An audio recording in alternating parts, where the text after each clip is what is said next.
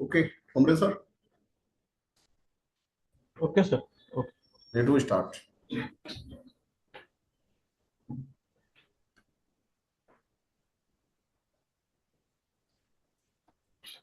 Kamal sir, may we start?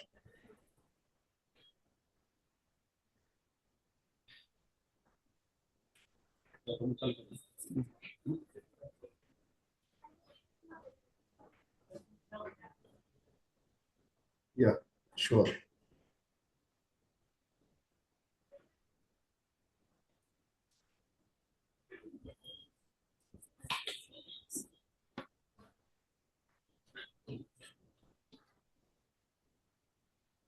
Shall we start, sir? Yeah, sure.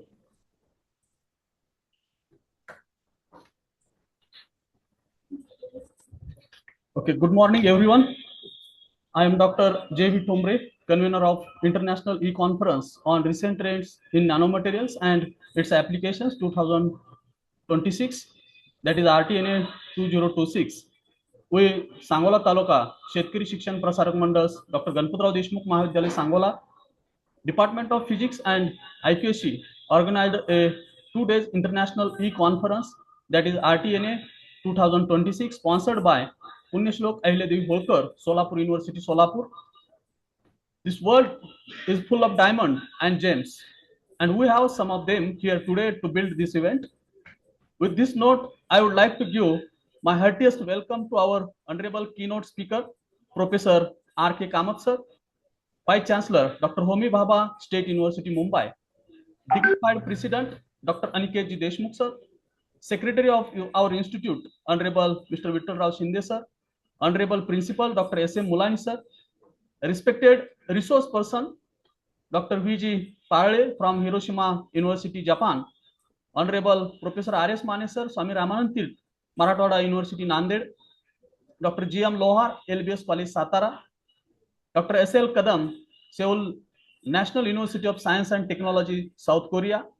Also, I would like to welcome chairpersons Dr. Rahul Ingole, Dr. R.A. Bugad, Dr. A.R. Babar, Dr. S.K. Shinde, respected IQC coordinator Dr. S.S. Dasade, respected head of department Dr. B.B. Naule, organizing team, beloved teachers, everyone present in audience. I welcome this amazing audience to this super amazing event. I once again welcome all dignitaries. I call upon Dr. S.S. Dasade sir, IQSC coordinator, to give introduction of e-conference and introduce today's keynote speaker, Dr. R.K. Kamath sir. I over to you, Dr. S.S. Dasade sir. Sir, please. Thank you, sir. May I audible to you? Yes, sir. Yes. The President of inaugural session, Honorable Dr. Aniket Ji Deshmukh, Chief Guest of the inaugural function and Guest of Honor, Honorable Vice Chancellor Dr. Rajni Ji Kamath sir, Secretary of our Institute, Honorable Vittal Rao Ji Shinde sir, Honorable Principal of the College, foreign invitees and participants of the conference, my dear friends, ladies and gentlemen, I am immensely happy to welcome you to this e-conference and to Dr. Ganpatrao Deshmukh Mahavidyalaya to the International Conference on Recent Trends in Nanomaterials and its Applications 2026.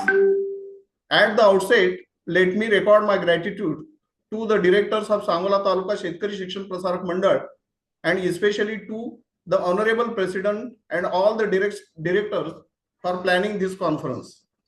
I am thankful to my colleague in the college for entrusting the responsibility of organizing this type of conference to me and Dr. J.V. Tombre. Our aim in organizing the national and international conference or such type of event is that to motivate and to promote the student and research scholars, especially from villages. Dear friends, it gives me immense pleasure and deep sense of honor to stand before you today on this meaningful occasion. Today is not a just gathering of individuals, but it is confluence of ideas, experience, dedication, and shared commitment towards knowledge.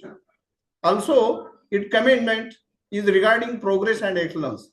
Such occasions remind us that the growth, whether academic professionals or social, is never achieved in isolation.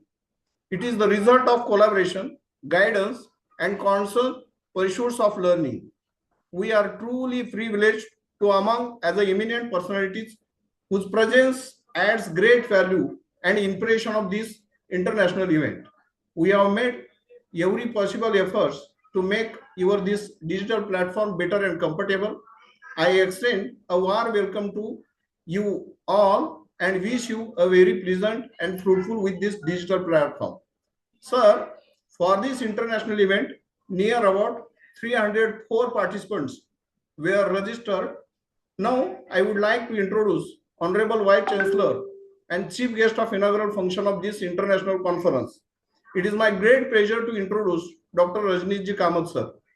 He is distinguished academic leader, researcher, and innovator, currently serving as Vice Chancellor of Dr. Homi Bhabha State University, Mumbai, alongside his role as acting Vice Chancellor of Sir J.J. School of Art, Architecture and Design, deemed to University. He is also previously held the position of acting Vice Chancellor of Punyashlok Ahiledev Holkar Solapur University, Solapur. He is also renowned scholar in neuromorphic computing, artificial intelligence, machine learning, cyber physical systems. Dr. Kamath sir has made significant contribution to research and academia. His impressive body of work includes near about 20 books, and also he has edited 48 book chapters and near about 200 research papers published in listing and leading journals such as Elsevier, Springer, RAC, IEEE, and Blackwell. With all these, his publications have 132 of his publications indexed in Scopus. He also has more than 40 patents to his credit, out of which 22 were granted. His research impact is underscored by H index of 34 and H10 index of 93. He is also a recipient of Young Scientist Award under the Fast Track scheme of Department of Science and Technology, and he is also honored by the Best Teacher Award, Texas Instrument Mentorship Award, presented by late the Dr. Honorable Dr. APJ Abdul Kalam. Beyond his academic pursuits, Dr. Kamath sir has an instrumental in securing research funding more than 45 crores with his research projects under PM Usha, RUSA, DST, UGC, and INGCA. Also, he has having contribution regarding European Union Emirates Plus. His expertise extends to curriculum development, technological integration in education, and fostering interdisciplinary research collaboration. As a mentor, he has successfully guided 22 PhD scholars to the completion. Dr. Kamath sir leading extends beyond national boundaries. He serves as an adjunct professor at Victorian Institute of Technology, Australia, and as a key investigator for Vicombi projects, European initiatives dedicated to enhancing quality assurance in Indian universities. Additionally, he holds memberships in prestigious academic bodies, including the Senate of IIT Agartala and also the University of Srinagar. He is also a fellow of Institute of Electronics and Telecommunication Engineering, recognized by Government of India. Dr. Kamath sir has also played a vital role in higher education for the accreditation and governance. He has been the expert of for NAC evaluating higher education institute. He served as UGC nominee on governing councils of multiple higher education institutes. With deep commitment to education, innovation, and digital transformation, Dr. Kamath sir remains dedicated to contributing towards advancement of higher education. With this, I welcome Dr. Kamath sir on this digital platform. I also introduce the president of inaugural session, Dr. Aniket Deshmukh. He is the president of Sangola Taluka Shetkari Shikshan Prasarak Mandal, Sangola. He is graduate professional MBBS from Rajarshi Chhatrapati Shahu Maharaj Government Medical College, Kolhapur. MS Orthopedics from Srimati Kashibai Navle Medical College and General Hospital, Pune. His specialties are in trauma surgeries, joint reconstruction and replacement surgeries. He is having fellowship in joint replacement surgery, that is FIJRS. He is also honored by Best in Class for Orthopedic Care International Award by the Health and Wellness Congress for his extraordinary devotion in medical and social field. He is also honored by Golden M for Excellence and Leadership in Healthcare 2025. He is the consultant of orthopedic surgeon and visiting faculty in Ashwini Medical College, Solapur. Also, a consultant faculty in District Hospital, Solapur. I welcome him also. Dear friends, we are here with these honored personalities on this digital platform. Thank you. Thank you so much. With this, I invite Honorable Professor Dr. R.K. Kamath sir to inaugurate this international event by his keynote address. Dr. Kamath sir, over to you. Morning, very good morning. Thank you, Dr. Zasade. Just confirm, am I audible? Yes, sure, sir. Yes, sir, it's audible.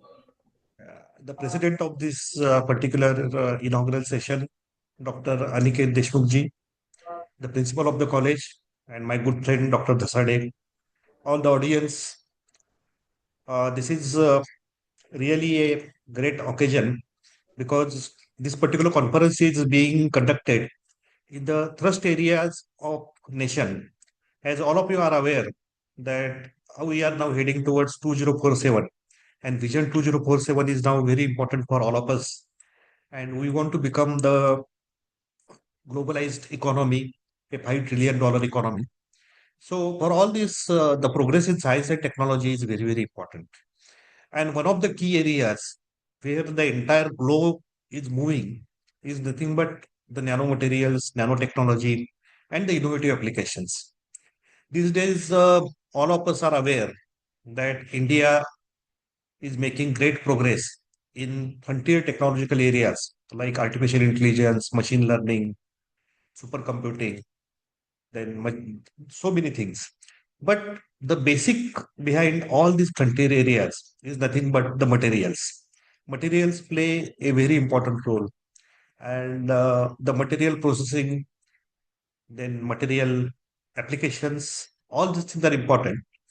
My vision is this materials development or synthesis or research should not be only restricted to laboratories.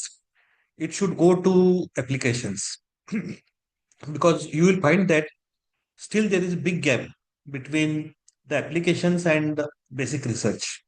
So this gap needs to be bridged because if you look at the other countries, small countries like Taiwan or Israel, you will find that there are so many foundries and there are so many applications, innovative applications are being developed. And therefore, the conferences like this will definitely help in bridging the gap because here all the scientists from the entire globe are being invited and there will be brainstorming regarding the new methods of materials processing, the new methods of material synthesis and applications. So therefore, I'm very much thankful to the organizers of this conference and the college also for inviting me to this inaugural function. At the outset, I would like to declare that the conference has been inaugurated. I'll move now to my PowerPoint presentation. So let me share the PowerPoint presentation.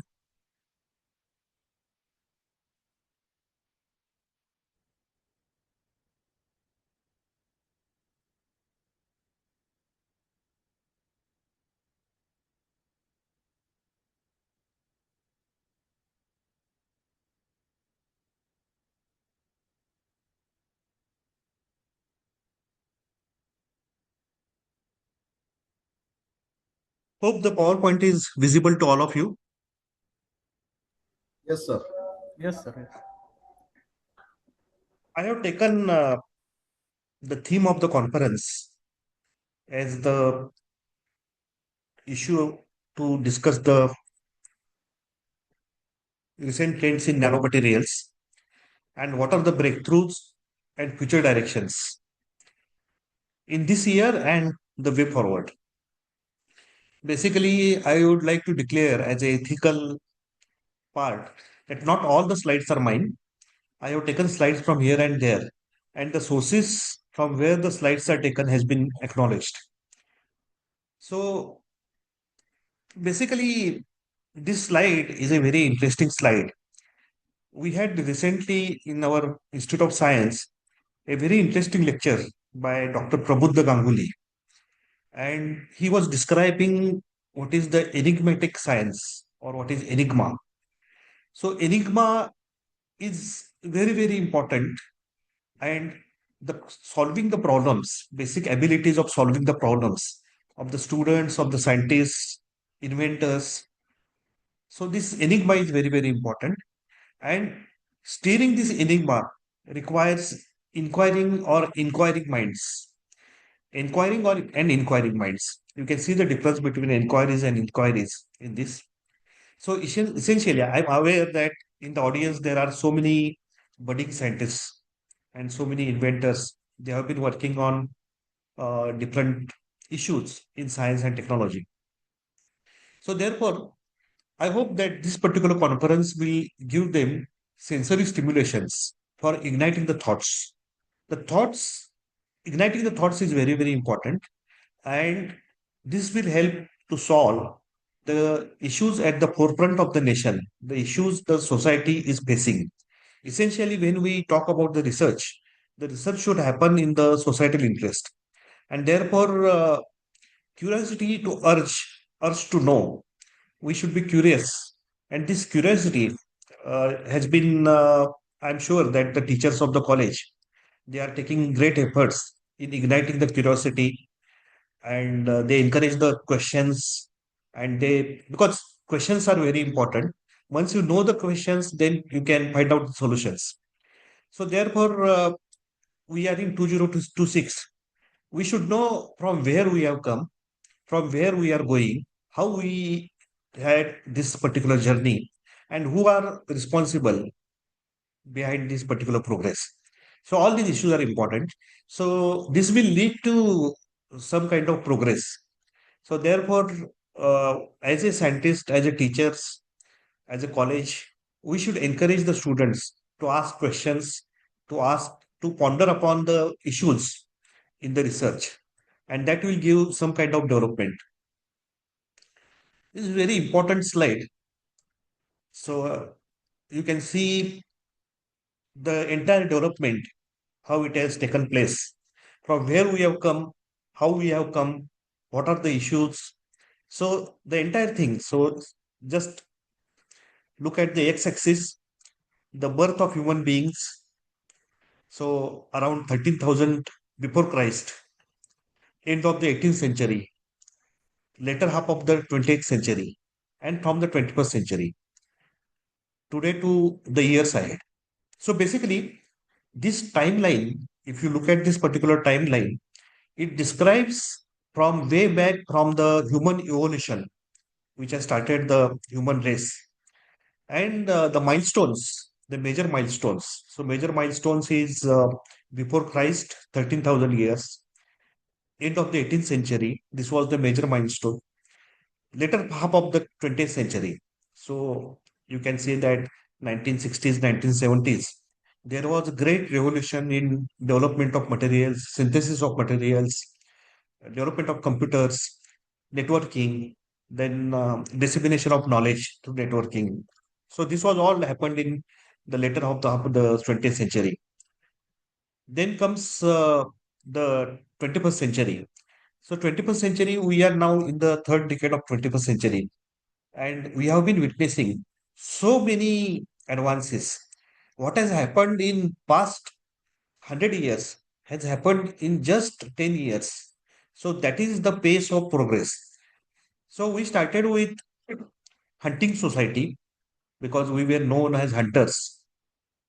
That is 2 million years ago. So raw material and agricultural products. This was the main milestone. Then we started with the invention of fire. So with the invention of fire, there was an idea regarding cooking the food. And then little bit we shifted from the hunting to civilized society. And this civilized society led to development of paper making, It led to development of wheel. Wheel was basically a great development, a great invention from where the industrial society started. So with making of the wheel, the efforts of human being, the the penning efforts of human being, they were simplified, and some sort of machines came into the picture. However, when it comes to knowledge society, the knowledge society started somewhere around 1451, and that was with the printing. And Gutenberg is known for the German technology, the invention of printing. The first press started in Gutenberg, and there the printing of books, printing of newspapers, everything started for the dissemination of knowledge. So this was a great development towards knowledge development and knowledge dissemination. Along with this, some development started towards the development of materials. The development of steel has led to so many further progress. So you can see the steam locomotives or whatever. With steel, the strength of the material, everything was possible because the rusting issues and all those issues were solved. And here comes the industrial society. So with the industrial society, the pace of development, the progress of the development started at a very rapid manner.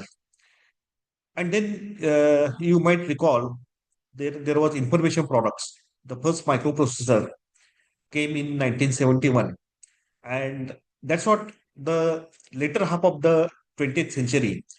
It has seen the development of microprocessors, microcontrollers, computers, big size computers, and then becoming computers smaller. The earlier computers were taking a size of an entire room. It was requiring very huge power supply or very sophisticated air conditioning. However, with the progress of the computing, so basically the computer is called as knowledge product. So this knowledge product led to information society, or it is also called as knowledge society. So this knowledge society has led to so many progress, and this progress was possible with the interdisciplinary efforts of many sciences. Today, I am very happy with this conference because two or three departments they are coming together and they are discussing the issues like nanotechnology and the nanotechnological applications. So, such interdisciplinary efforts are required so that you can progress in science and technology. And then, from knowledge products, today what we see in the 21st century, last one decade from 26, if you just compare what has happened from uh, to one in the 21st century, basically from 10 years back, 2016, you must have seen that there is a great demand for not only for internet, not only for the social media, but there is a great demand for Internet of Things. So, Internet of Things is the latest kind of technology where the world is moving. Of course, with all this, the AI has also came into the picture, and again the development which is being assisted with the machines intervention has also led to a great kind of development in the societal life. So basically, this particular development is called as Society 5.0. And now we are moving towards super smart society. So this is all possible. On other side, you can see that this is all possible only because of the interdisciplinary efforts of biology, physics, chemistry, material science, artificial intelligence. So artificial intelligence is nothing but it is the product of the interdisciplinary efforts. And moreover, on the top of this, now we are talking about not only interdisciplinary, but we are talking about the transdisciplinary. So, transdisciplinary is very important because transdisciplinary development gives a human face to research. It gives human face to the development. So, the development only for the sake of development is not important. The development for solving the societal issues, solving the problems in the forefront of the nation, these things are important. And therefore, today we have great importance to this kind of interdisciplinary conferences or transdisciplinary conferences. So overall, this particular slide shows from where we started, how we started, who were the main players in getting up to artificial intelligence and machine learning and internet of things, and how we are moving from a simple hunting society to from hunting society we are moving towards industrial society, information society, and super smart society. And then comes to our mind, what is next? What will happen from 2026 onwards? What will happen when our great nation will be from the 100 years of independence, that is in 2047. So let us try to investigate this. There another picture you can see on this particular slide. This picture basically shows on the x-axis, if you see, it starts from 19th century, and there are major milestones from 1900, 1920, 1940, 1960, 1980, 2000, 2011, 2020. We are somewhere here. And then what will happen in 2045? So that is approximately when India will will be from 100 years from the independence. So here you can see basically this particular era, the entire era, 19th century, 20th century, and 21st century, it is dominated by the knowledge products. And there has been a great progress in the knowledge product. So here you can see the agricultural revolution, it took around 8,000 years to happen. So 8,000 long years gone into the development of agriculture, the increasing the yield of the products and so on. However, only in 120 years, the industrial revolution has happened. So you can see the what happened in 8,000 years. Only in 120 years, there was a very great speed of development. And with the invention of the light bulb, these kind of inventions, it took only 90 years for the development. So this particular thing shows how the rapid progress of the development happens in a very small time. This is called as shrinking time window. So in the shrinking time window, greater development is happening with the confluence of many technologies. 22 years have taken for the moon landing, while only 9 years have taken in World Wide Web development, WWW, and it has become very popular and it has penetrated the entire society. The human genome sequencing, after 9 years of worldwide development, the human genome sequencing was possible. So that there is a great project which is called as the Genome Project, where there is a banks of genomes, the DNAs and RNAs are being reported. So that has taken in only 9 years for the development. And from here onwards, here you can see from the great big computers, the miniature computers like Apple II, and now the computers are happening with a tiny size, very small size. A simple mobile phone, a smartphone can work as a computer, and it consumes only little power. And all this is possible because we are now trying to mimic human brain, how the human brain works. Because might be aware that human brain is doing the work of hundreds of computers, thousands of computers at a very small power consumption. So mimicking the human brain, copying the human brain leads to development of artificial intelligence. And this is what is called as using the brain power that is equivalent to human brain by using computers. And it has led to so many issues. So from electromechanical systems, we have moved to relays, vacuum tubes, transistors, and ICs, integrated circuit.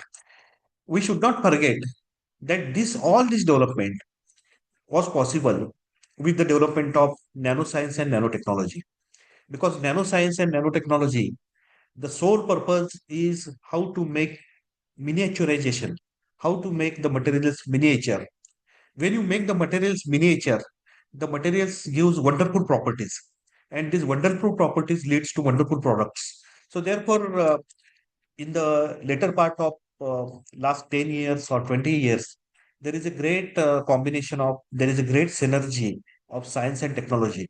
And this synergy of science and technology led to very wonderful developments in fields like artificial intelligence. And therefore, nanotechnology become a buzzword in this particular time. Coming to nanomaterials, Uh, nanomaterials, as I said, they were being developed in labs in the 20th century. But now in 2026, now we are discussing from promise to industrial reality, from lab to land. So this is the era which is dominated by the mantra, and that mantra is how to move from lab to land. So laboratory to land, or from theory to applications, or from mind to market. So whatever is there in your brain, how to convert it into products. So this is the mantra which is being followed. And therefore, I think in today's conference also, you all should discuss that this research should not be for the only sake of getting good papers, because papers is just a one of the byproducts of the research. But we should discuss about how we can develop good products, how we can develop. Patents are not enough. The technology transfer is important. The technology readiness is very important. So therefore, this is all is happening all over the globe. And the players like South Korea or Israel or Taiwan, China, they are leading ahead in this particular movement. And India, our nation should not lag behind. We should take care of that. And this development is now revolutionizing the sectors like energy storage and generation, because all of you are aware that we are facing energy crisis with the growing population. We are moving towards personalized healthcare. Gone are the days where the medicines were the generic medicines. Now we are moving towards personalized medicines.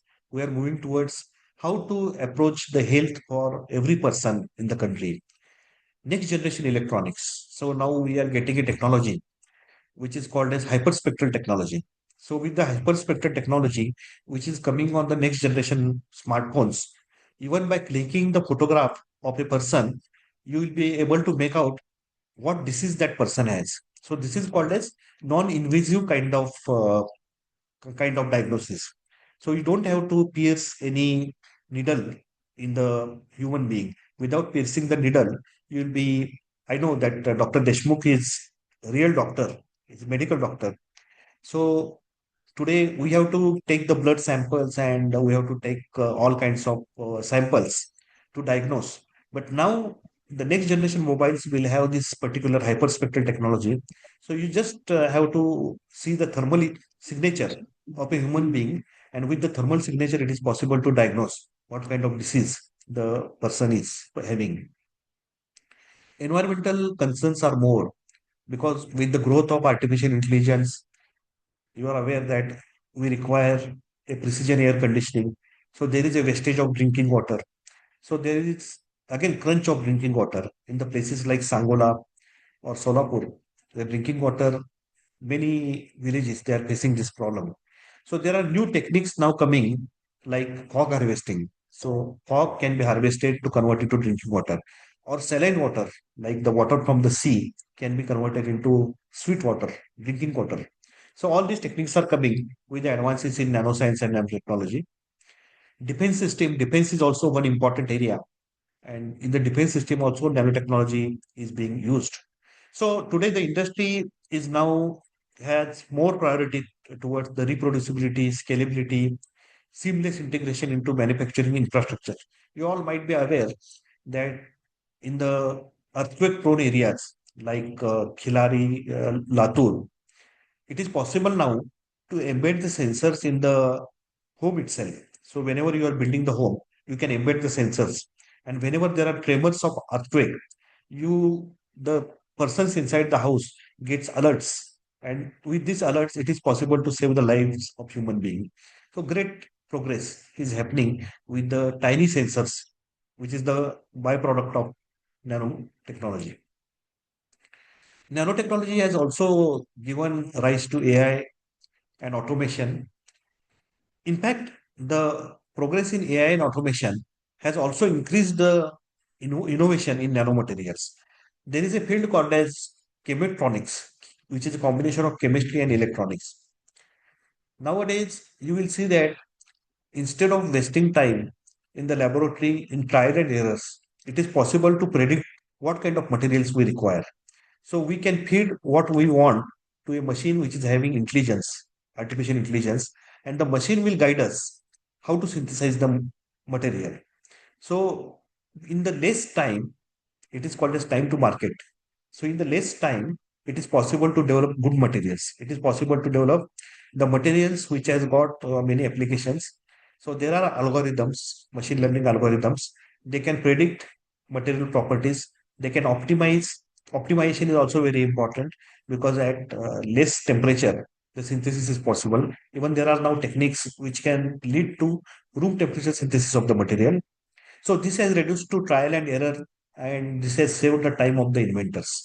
So there are a lot of papers these days. If you just Google or if you go to standard databases, you will find the papers which are now combining artificial intelligence with material science development. Even our group has also published many papers how machine learning can be combined for materials prediction and development.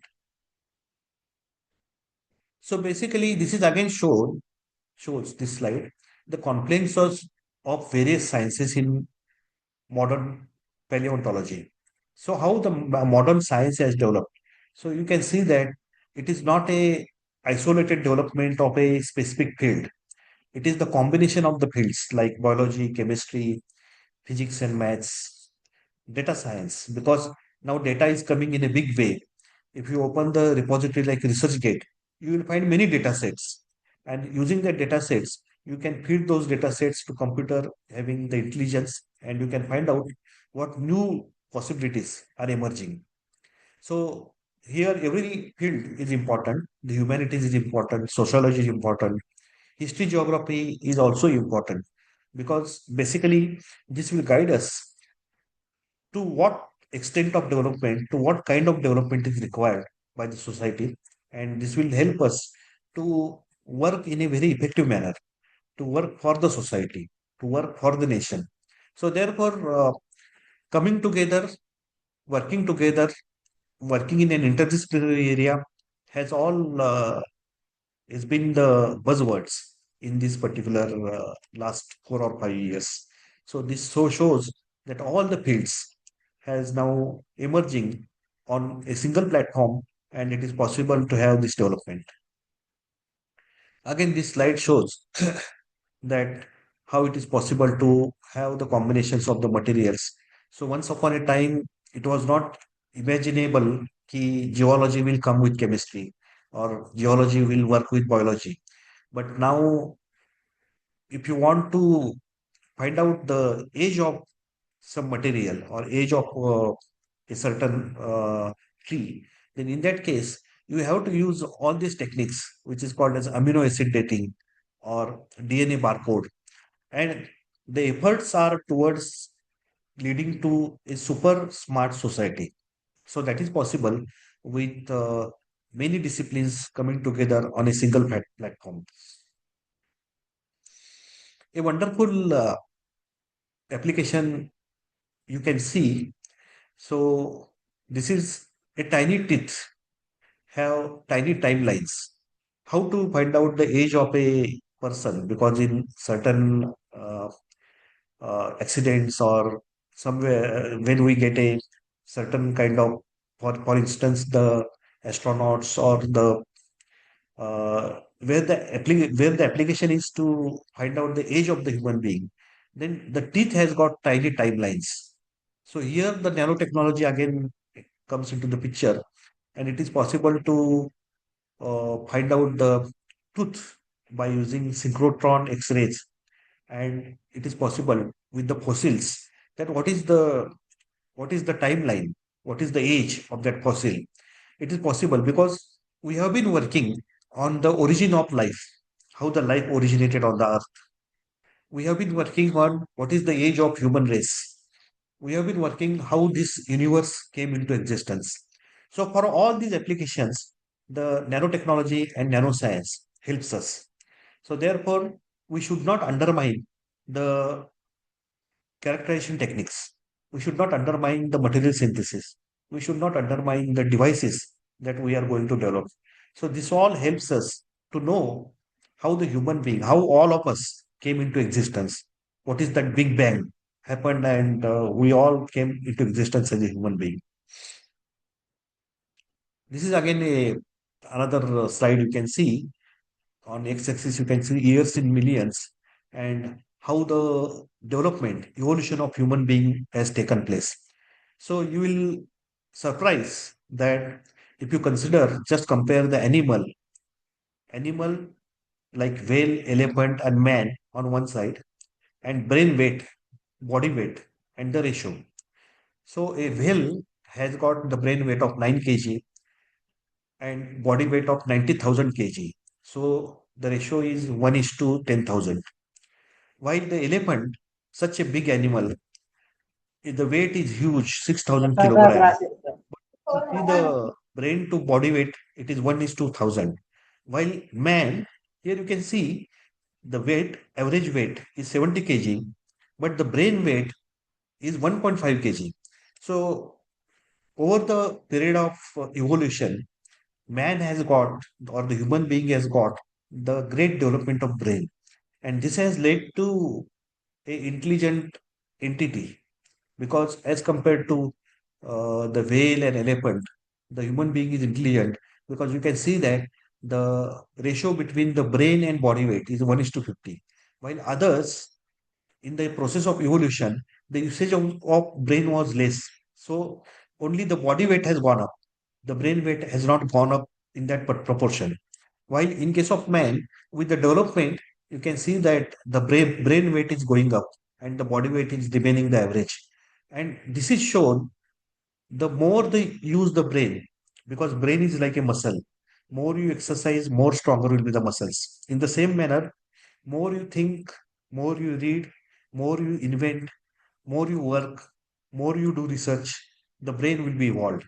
And therefore, again, I would like to emphasize that these kind of conferences are very important, because unless we network, unless we come together, unless we think together, unless we exchange our ideas, it is not possible to have the development of not only of the field, but the development of ourselves. So this is very important.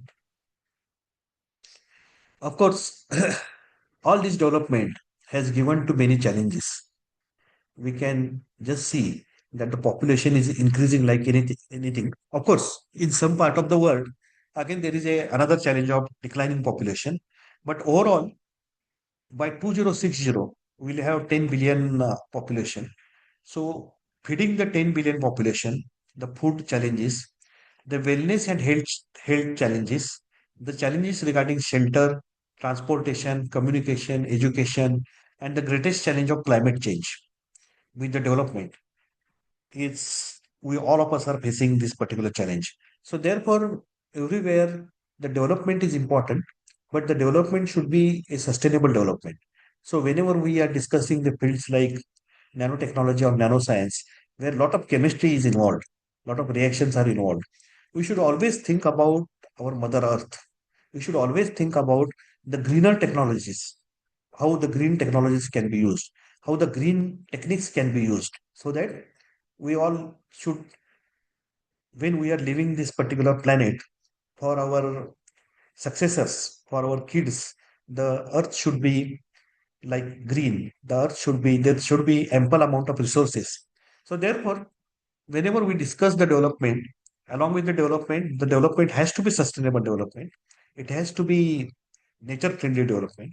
We should always think about less chemicals and more output. So where the AI like technology, it plays a very important role. So overall, the challenge we have, if you see, more and more, we are moving from more and more and the most to the good, better, and the best, to the fast, faster, and the fastest on one side. But on the other side, if you see, more and the most from less, lesser, and the least. So with the increase in technology, with the increase in population, We have to think about how to get more yield with lesser land, how to feed more people with lesser land, how to thrust or how to quench the thirst of the people, how to make them available the drinking water with lesser water sources. So this has been challenge. So similarly, good, better, and the best from the bad, worse, and the worst is also a challenge. So we have a lot of issues as far as the environmental issues are concerned or climate change is concerned. So that is also important.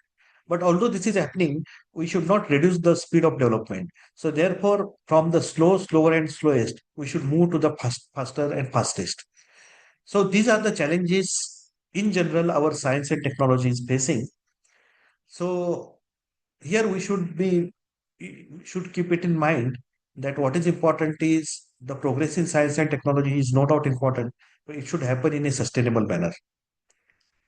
And I'm sure that all these advances in nanomaterials, in performance improvement, their applications in the fields like ultra lightweight composites, self-healing coatings, all these will be discussed in today's workshop, today's conference. There are wonderful applications like nanoprinting metasurfaces, which is called as the future of flat optics. So it is possible to reproduce the old art. So this kind of old art.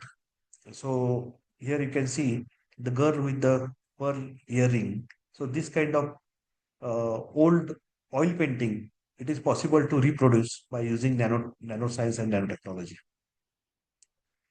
Healthcare is being revolutionized by using nanomaterials because there is a targeted delivery.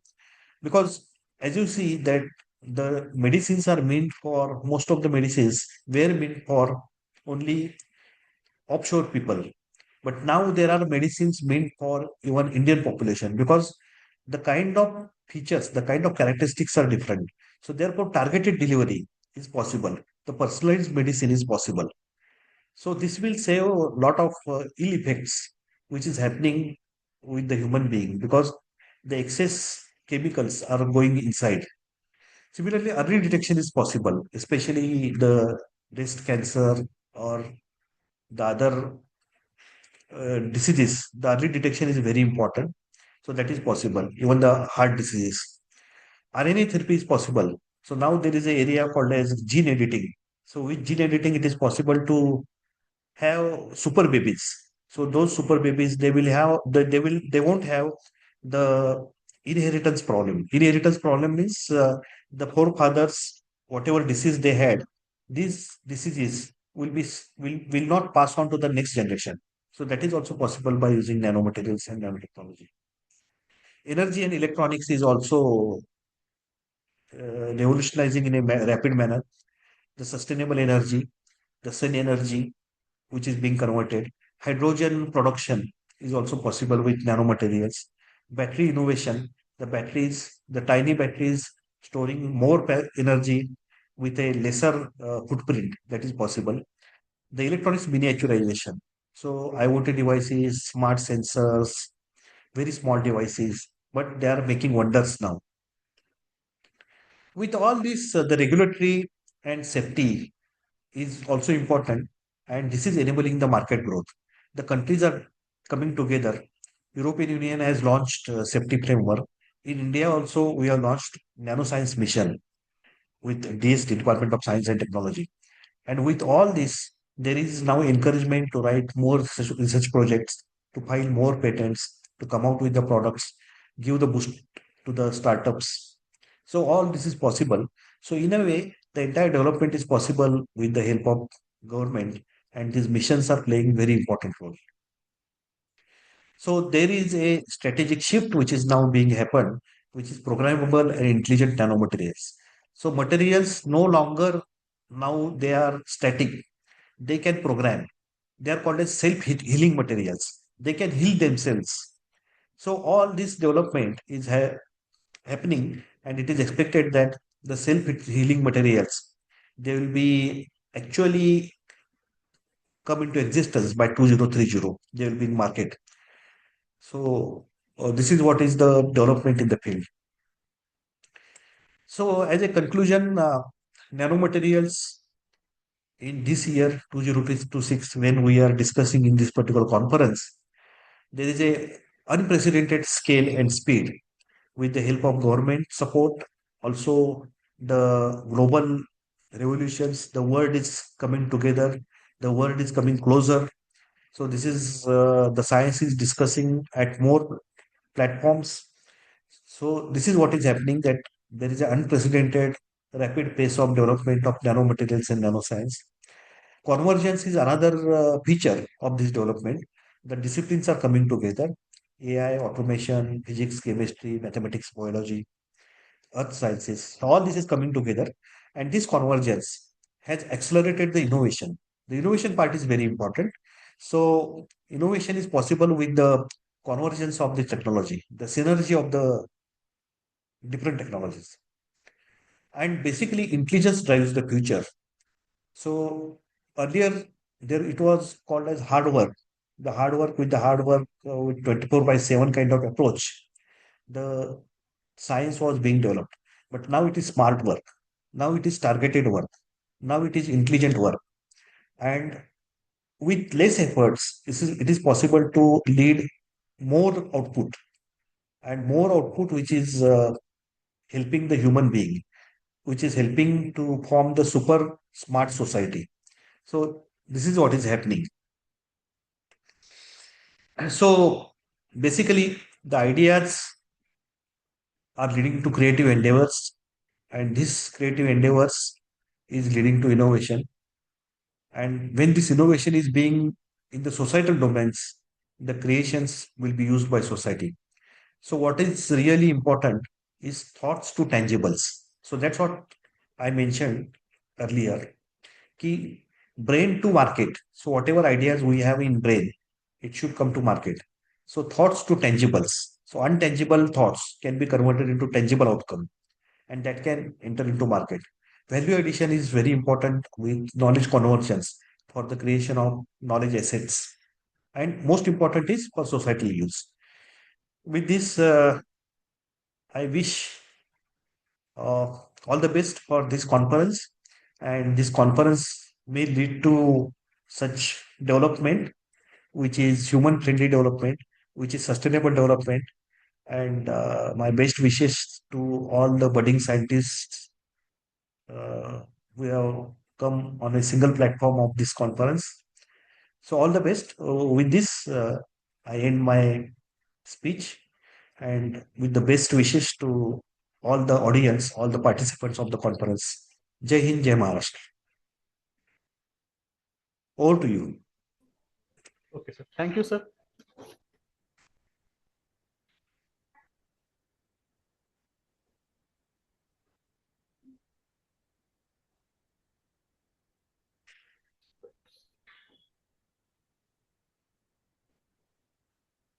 Thank you, sir, for giving wonderful keynote address. Professor Kamath sir has focused on Vision 2047. Also, sir has given important message to all the researcher, that is, material synthesis should not be limited to laboratory only, but they should reach to the application level. Also, sir has explained many more things through this presentation, like recent trends in nanomaterials, that is breakthrough and future direction in 2026. Also, sir has explained the development of material science and related technology. Also, sir shared the importance of interdisciplinary research and transdisciplinary research. Also, sir has focused on artificial intelligence and machine learning. So, thank you, sir. Thank you. The man behind this two-day international conference is our Honorable President, Dr. Aniketji Deshmukh. I humbly request Dr. Aniketji Deshmukh to deliver presidential address. Dr. Aniketji Deshmukh, over to you, sir. Audible to everyone? Yes, sir. Yes. Yes. Today we are here for International E-Conference on recent trend in nanomaterial and its application 2026, which is arranged by our institute, Sangola Taluka Shetkari Shikshan Prasarak Mandal, Sangola's Dr. Ganpatrao Deshmukh Mahavidyalaya, Sangola. which is cooperate and sponsored by Punyashlok Ahilya Devi Holkar, Solapur Vidyapit, Solapur, and on the theme of nanomaterial and its application. For this conference, we have Dr. Professor R.K. Kamath, Vice Chancellor, Dr. Homi Baba, State University, Mumbai, as a chief guest and inaugural of this function. With we have distinguished guests, esteemed colleagues, and fellow researchers. It's an honor to welcome you all to this esteemed gathering, an international e-conference on recent trend in nanomaterial and its application 2026. It is prime platform where expert coverage to share knowledge and exchange ideas and drive innovation. As we gather here today, we are reminded of the pivotal role material sciences plays in the shape of our future. From renewable energy to healthcare, material science is revolutionizing industry and transforming our lives. Our conference features a stellar lineup of speakers, including Dr. V.G. Parel from Hiroshima University, Japan, Professor R.S. Mane from Swami Ramananda Tirth, Marathwada University, Nanded, Dr. Gaurav Lohar from LBS College, Satara, and Dr. Sneha Kadam from Brainpool Fellow, Seoul National University of Science and Technology, South Korea, and others. Over the next 2 days, 12th and 13th Feb 2026, we will explore cutting-edge advancement in a material science and including nanomaterial and biomaterial and energy storage, etc. Being doctor, I know the importance of material science and nanotechnology in the field of healthcare and medicine. Material science and nanotechnology have revolutionized medicine by enabling manipulation, diagnosis, and treatment of the diseases at the cellular and molecular level, a field commonly known as nanomedicine. Their importance lies in creating high, precise, effective, and personalized healthcare solutions that overcome the limitation of conventional medicine. Material science and nanotechnology has important role key medical fields such as targeted drug delivery, as sir just now said about the how nanotechnology is helping the medical sciences.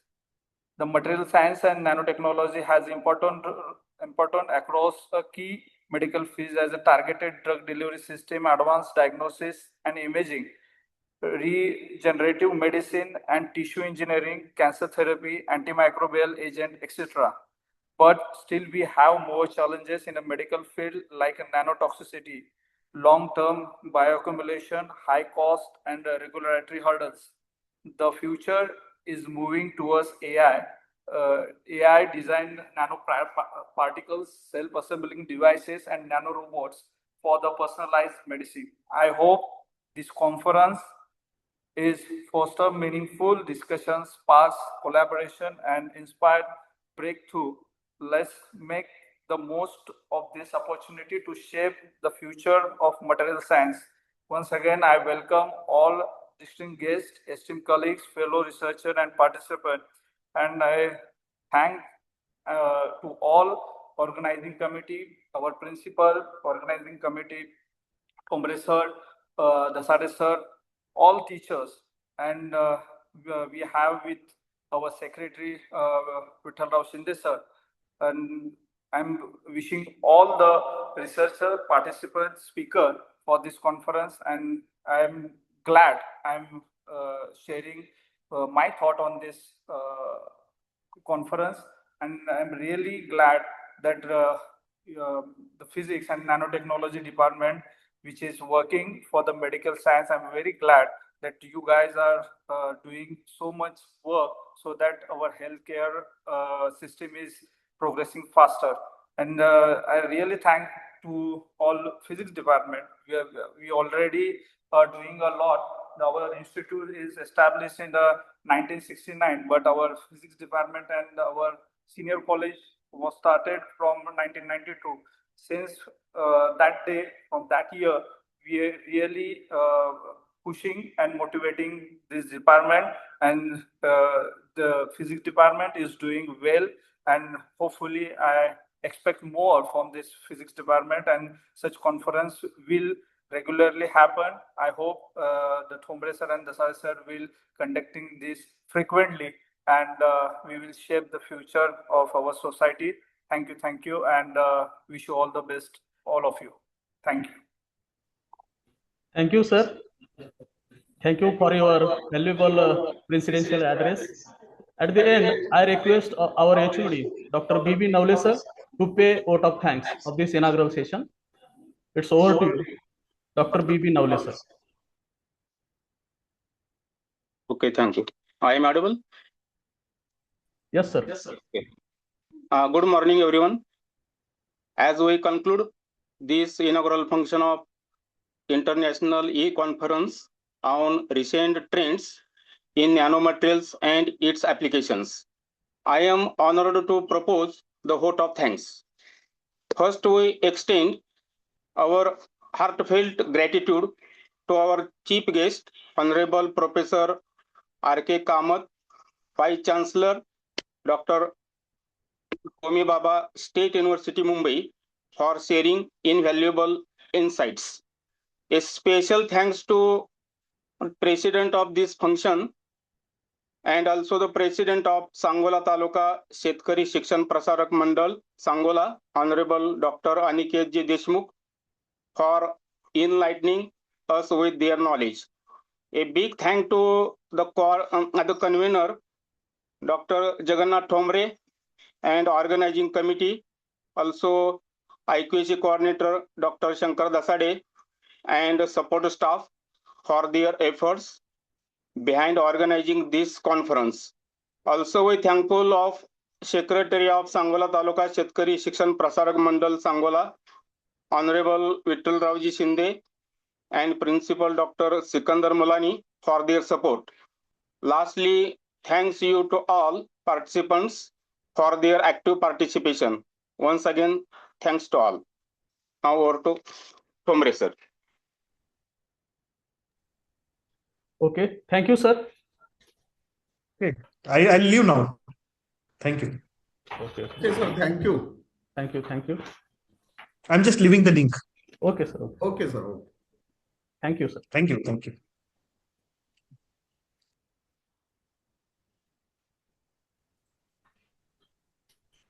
Okay. Thanks for being us for inaugural session. Now I like to begin with session second. The resource person for this session is Dr. V.G. Parale from Hiroshima University, Japan, and the chairperson is Dr. Rahul Ingole from Seoul National University of Science and Technology, South Korea. I hand over the session to chairperson of the session, Dr. Rahul Ingole, sir. Over to you, sir. Thank you very much, sir. I am first of all very thankful to organizers and my gurus, Nole sir, Dasari sir, and all are. And today I am here for the session chair, and I am introducing our presenter and my guru also, Dr. Vinayak Parle sir. He is currently working as a specially appointed associate professor at the WPI SKCM Square Institute, Hiroshima University, Japan. He received his BSc, MSc, PhD degree from Shivaji University, Kolhapur. He has a lot of research experience also. He has worked as a BK21 postdoctoral fellow from 2016 to 2018 at Yonsei University, South Korea. And then he is promoted as the research professor from 2018 to 2025 in the same university. His research interest is in the aerogel materials and its various applications in the supercapacitor and temperature materials. Also, Dr. Parle sir has over 12-year research experience in the synthesis of different kind of materials and its functional coating aerogels.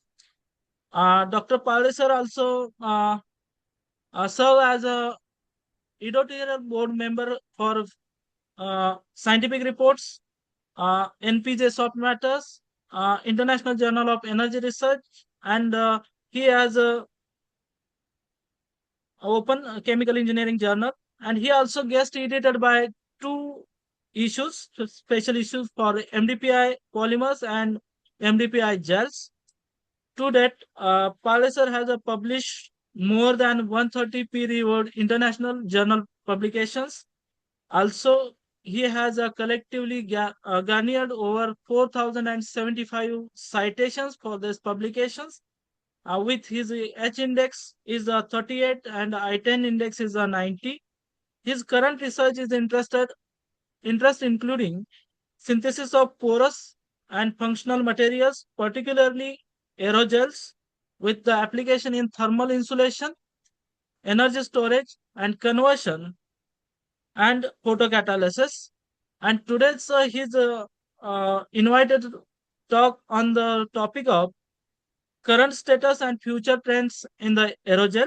So we are welcoming to Dr. Palesar to deliver this lecture, and I am welcoming Dr. Palesar.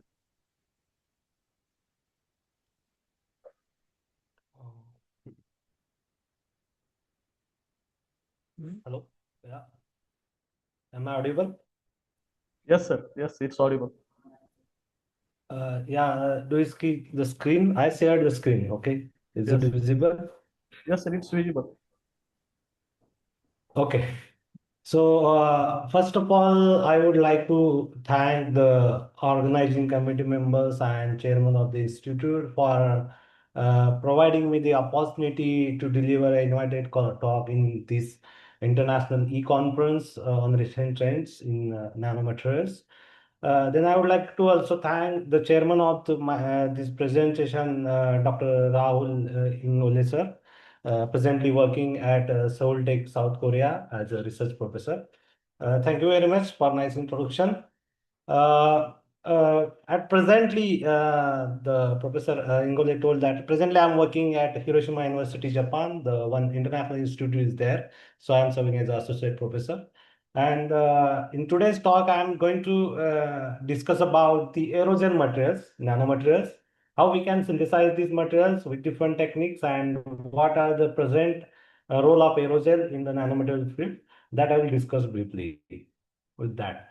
So before starting my actual talk, this is about the Hiroshima University. So Hiroshima University is near the Hiroshima city. So most of us know about Hiroshima very well.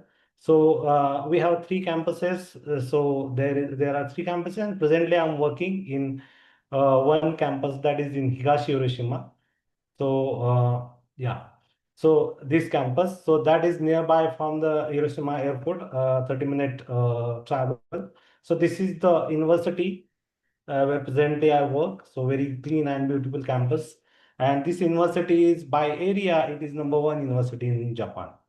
So this picture mostly tells you about what happened during 1945 when atomic bomb exploded on the Hiroshima city.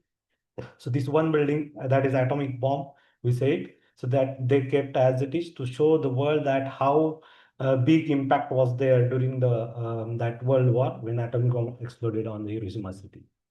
So this is our center. So presently I'm working at WPISK2, that is government sponsored one new institute is formed. So in this center, there are 8 to 10 foreign PIs from different institutes. So as I mentioned here, from MIT, University of Workflow, Max Planck Institute, Georgia Tech, and from some universities in European countries. So some big known universities, some PIs are there connected with our institute, and some Japanese professors are there. Combining them, we formed an institute, and presently I'm working and serving, handling the group of Professor Smailuk. He's a professor in University of Colorado Boulder, United States. So this slide gives you the brief idea about different kind of nanomaterials. So basically we know that there are different dimensional nanomaterials are there, 0D, 1D, 2D. So in case of 0D, we can say carbon onion or carbon dots are there.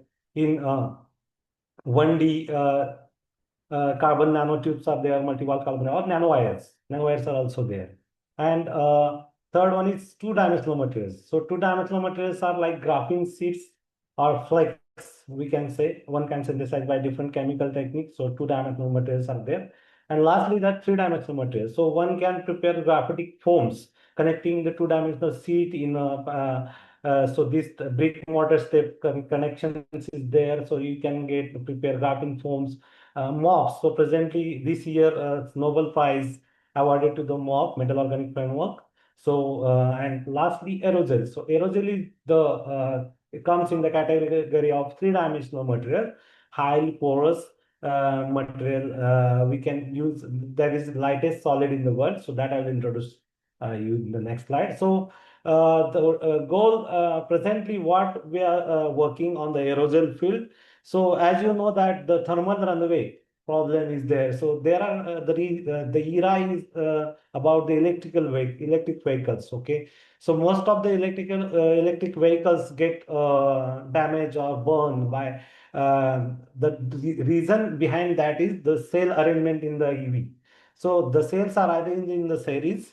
So one cell get damaged, then that cell will means get damaged to overall EV battery, and that will explode the EV car. So that's we can avoid if we use some insulating sheet in between the two EV means electrical cells. So that these are two different electrical cells, and if we use the insulating sheet, suppose we can use aerosol insulating sheet in between that. So that insulating sheet can provide the good insulation, and if suppose one cell will get damaged, that will not damage another cells, and we can avoid the bigger accidents by using that type of insulating. And another thing is growing energy demand and waste. So this slide you can consider that this is the building, okay, and the red part here is the emission of energy. So we are saying that net zero carbonization or net zero carbon emission, we are we have a goal to 2047 or 2060. But this red part means the emission of energy from the most of the part is from the windows or from the door. So whatever glass material what we are using to the building, that is more means that energy of the building can be wasted from these parts. So why, how we can use some insulating materials, transparent insulating materials as insulating materials into the building. So that is one example is aerosol we can use. So that make the building like a thermos. So this is the example. So inside part will keep it warm at colder conditions, and comfort at no energy cost. And suppose outside part has a hot summer, then also you can feel like air conditioning inside the room. So that is the beauty of aerosol. So this is the sustainable future, and there are no extraterrestrial habitats ready. So suppose we are means talking about Mars colonization, but still there are no extraterrestrial habitats ready. There, the surface is not habitable. So to make that surface habitable or for Mars colonization, aerosol is the one of the best example. We can utilize that for this purpose. So this is about what we can do, and there are different kind of aerosol. This slide you can confirm that we can prepare some particle-based or granular type aerosols. One can synthesize flexible polymer-based aerosols, thin sheets also, and silica-based transparent monolithic aerosol, flexible aerosol, carbon-based aerosol. So first aerosol, lowest density aerosol, that is 3 milligram per centimeter cube, is reported by Jet Professional Laboratory in California. So they reported the lowest density of the aerosol, that is silica aerosol. So what is the history of the aerosol? In 1920, scientist Samuel Kistler, he was professor at College of Pacific, Stockton, California. He was doing some experiment with the gel type material, and by accident, he removed the liquid from the gel component, and he got some solid network. So that time he found that material, and he named it as aerosol. And first paper was published by Samuel Kistler, Professor Samuel Kistler in 1930 in Nature about the aerosol. And first commercial production started in 1942 by name Sanderson. by Monsanto Corporation, and due to the manufacturing cost, so that time was very hard to get the precursor and these things, so it was very costly. So that due to the manufacturing cost, they discontinued the aerosol production in 1970. But at present, if we can find, US is the global leader in terms of penetration of aerosol, use of the aerosol, and the global market is begin to reach more than $1,000 million by 2026. That is the means beauty about aerosol. So there are many key pioneer industries now at presently. They are producing or commercializing the aerosol materials for different applications. What are these aerosols? So basically, if we focus on silica-based aerosols, so silica aerosols are transparent solids obtained from replacing the gel liquid component with the air. Means we are removing all the liquid component in the 3D network. Suppose if we consider a three-dimensional sponge, okay, if we absorb some liquid or water in the sponge, so we are removing that water and remaining part is like air. So the pores are filled with air. So more than 90% air is there, less than 10% solid network is there. So that type of material we are developing, that is nothing but aerogel. And if we compare the silica aerogel properties with dense silica, you can find the comparison here. So the properties are far, far greater as compared to dense silica. The insulation properties 0.02 watt per meter Kelvin, which is much better than dense silica. Density is very, very low. Porosity is more high, more than 90% porosity. Refraction index is around 1, and the main important factor is mechanical properties, modulus. So modulus is much lower than as compared to the dense silica because aerogel is highly porous material. So presently we are focusing on how we can enhance this modulus values or mechanical properties of aerogel using different techniques. So as per the NASA Science News, you can find here that we are believing that aerosol will be used as much as plastic is being used today. So that is the outstanding beauty of the aerosol. We can focus on that. So this is about the general synthesis process, how we can synthesize the aerosol. So one thing we need to do when we try to synthesize the preparation of sol. So colloidal sol formation, that is most important. When we form a colloidal sol and homogeneous sol, that after certain addition of catalyst, acid catalyst or base catalyst, we can proceed the gelation, and that gelation gives us a wet gel. So wet gel is nothing but the blue part, you can see that blue part is nothing but water. So that is totally solvent, water or alcohol, and the white particles connected with each other like pearl necklace morphology you can find. This is the solid network like silica in case of silica based aerosol. So that is the network, and what we are doing at certain drying conditions like supercritical drying or ambient pressure drying, we are removing this blue water or liquid component, and the remaining structure is as it is or intact. So that is nothing but aerosol. So removing this blue component, liquid component, we are just the remaining part is air trapped in the pores. So that's why aerosol is highly thermally insulating, and just because it contains less than 10% solid component. So what are these drying conditions? Because there are ambient pressure drying methods and supercritical drying method. So the thing is that in ambient pressure conditions, there is a capillary stress phenomena or surface tension component, drying stress is there. And due to that capillary pressure or drying stress, it is very hard to remove that liquid component at ambient conditions.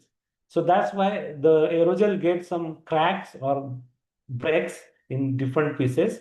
So that we can avoid by using the supercritical condition. This is the autoclave image showing in the inset. So that type of autoclaves we can use. And what happened at this condition, this is a supercritical state. So because that supercritical state is like methanol or alcohol, any alcohol, it goes at a superfluid state. So superfluid state, at supercritical state, the surface tension component of that fluid is zero, negligible. And that's why this capillary pressure phenomena or PR is negligible or zero. So that's why it is very easy to remove the liquid from the pores. So this is so without this meniscus, we can remove the liquid because it is in fluid state, gaseous state. And that's why we are mostly focusing on synthesizing aerosol by using this supercritical state without any damage. Another approach is that drying methods. These are freeze drying method or additive manufacturing. These are some recent methods to develop monolithic and large scale aerosol samples. Surface chemistry is also very much important when we consider silica based aerosol, because there are two kind of aerosol we can synthesize: hydrophilic. So hydrophilic is nothing but on the surface there are OH groups. That OH groups get absorb the water molecules or surface moisture, and that gets means damage to the aerosol sample. These are the hydrophilic samples. And hydrophobics are the surface is surrounded with some non-polar groups. So surface is cross-linked with some functional groups like methyl group or acrylate groups. So that can provide some water hitting surfaces, we can say. So that water will get bedded on the surface because polar, non-polar groups are there, because water contain OH group. If we modify surface with some methyl groups, so that polar, non-polar interaction would be not there, and that the water droplet get bedded on the surface. So like this hydrophobic aerosols also we can synthesize in case of silica aerosols.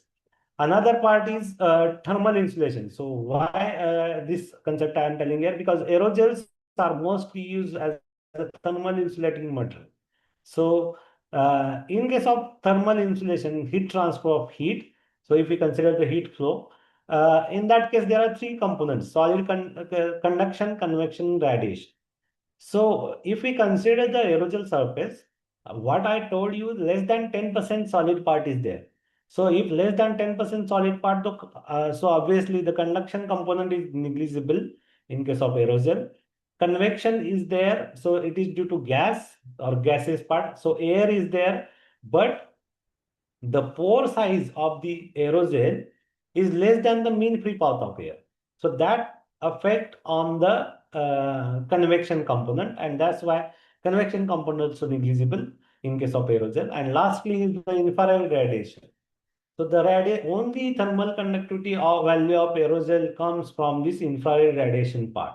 So that radiation part contributes, and at high temperature, we can avoid this radiation part by using some opacifiers like particles, some titanium oxide particles or some white titanium oxide particles we can use to opacify or block this infrared radiation, and so that we can decrease or minimize the thermal insulation or thermal conductivity of aerosol at high temperature. So there are different kind of technique we can synthesize the different kind of aerosols. So here you can find one can synthesize particle-based aerosols, like pearl-like morphology, fiber-based aerosols, polymer-based aerosols, using different technique, seeing nano-wire-based aerosols, and foam-type aerosol or graphene foams or maxine-type sheets we can use. So this kind of different kind of aerosols one can synthesize. Carbon-based aerosols are there, polymer-based aerosols are there. So there are different kinds. So in the last 10, 15 years, I work with different professors who are known for their aerosol work. So Professor Rao, where I did my PhD in Shivaji University, he developed the first aerosol laboratory in India. We work on different kind of silica-based aerosols there. And then I work with Professor Park in South Korea. We developed first aerosol material research center in South Korea with the help of National Research Foundation Korea. The big project we achieved, and that we developed a big center, and we developed different kind of aerosols, not only silica based aerosol we focused on synthesizing different functional aerosols that will introduce briefly in my next slides. I collaborated with Professor Kamamori, he's from Japan. So he also developed some transparent and flexible, because previously we use opaque aerosols. These are not transparent, you can find flexible, but here we can synthesize transparent as well as flexible aerosols. We work with Professor Kanamuri, and presently I'm working with Professor Smiluk from United States, University of Colorado Boulder, and he developed a meter scale window insulation sustainable aerosols from cellulose material. So presently we are working on preparing this kind of aerosols. So that is the scope of aerosol work. So we also mostly focusing on transparent aerosol. If we consider the future mass population, because NASA is also working on different transparent polymer-based aerosol materials, you can find in this image. So mostly the aerosols they are using for aerospace applications because of its low density, lightweight, and extreme thermal insulation at extreme temperatures, cold thermal insulation as well as hot temperature thermal insulation. So this is one work we did with Samsung. So in this work, what we did, we prepared some epoxy amine cross-linked aerosol, hard aerosol coating we prepared. That project was to prepare low-K aerosol coatings, and we developed very hard means durable coatings, aerosol coatings on the silicon vapor, and that we measured for low-K dielectric, and it provided good low-K values, which is around 1.7. And this type of different kind of aerosols once we synthesize. We also developed a amine cross-linked silica-based aerosol. This kind of aerosol, what we did, we use some cross-linking materials to functionalize the surface, and that cross-linked materials can be useful for sustainable development or sustainable application. That is, we use for a heavy metal removal.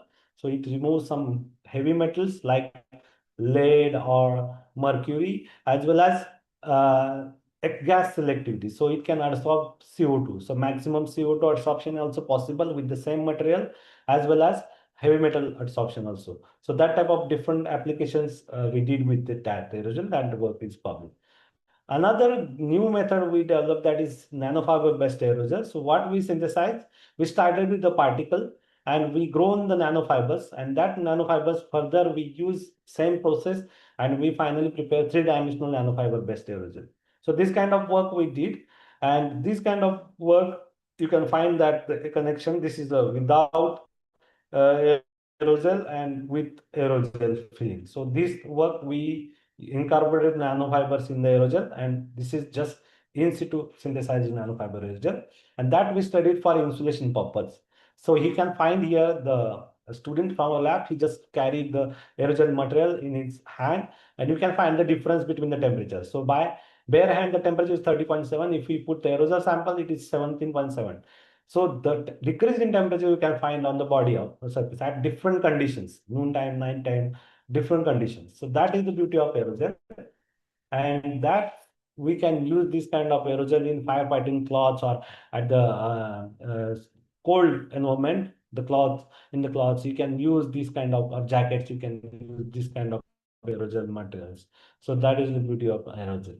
Another work we did with Hyundai Group, that project is for Xpil. So this Xpil, mostly of the people that if you purchase some new instrument or new vehicle, there is some thin transparent sheet coated on the vehicle, so that we can remove. So that is due to so keep your vehicle or instrument clean, and that is not actually plastic wrap on the surface. That is paint actually. This is like a peelable paint that is called as Xpil. So this paint is a peelable paint. So we did a project. So we wanted to increase the peelability and just flame retardancy of this kind of fillable coatings, and we did that project, and we found with the aerosol materials we enhance the flame retardancy of this material, as well as we make it flexible, and you can find these properties here in this slide. Another work we presently did, that we prepared polymer based aerosol, and that thermal stability or thermal resistant capacity of this polymer based aerosol we enhance by using some mexin. So we incorporated some modified mexin, amine modified mexin nanosheets in the polymer solution, and we developed a polyamide mexin cross-linked aerosol. And you can find here we measured high temperature and low temperature thermal insulation properties. And you can find that when only polyamide aerosol is there, it will make it crack it or just make it separate particles after 1 minute exposure to the butane torch. But if we cross it with mexin, it can sustain till 15 minutes. So you can find here that without breakage. So that is the beauty when we add the mexin. And another is cold temperature insulation. You can find there are two beakers you can find here. So one beaker is without the aerosol support, just bare beaker we kept, water filled with water, half filled with water. And we found that after 30 minutes, you can find that this left side beaker without the support of aerosol, the water ice formation is there inside the beaker. And this beaker, right side beaker, you can find that there is only clear water. So that is the insulation, cold insulation capacity we measured. This kind of experiment we did, and we found that if you use aerosol as a cold insulating material, then also it can work well. Presently, we publish this work in Chemical Engineering Journal. So this is the new process we developed to synthesize, to enhance the mechanical properties of aerosol. polymer-based aerogel. So in case of conventional aerogel, I explained that these are the connection of particles. So suppose you can see that this connection of particles, and in between the two particles, there are hydroxyl groups. So what I mentioned here. So that's why the necking is thin. And if we suppose apply any loading on the aerosol, pressure on the aerosol surface, it will break.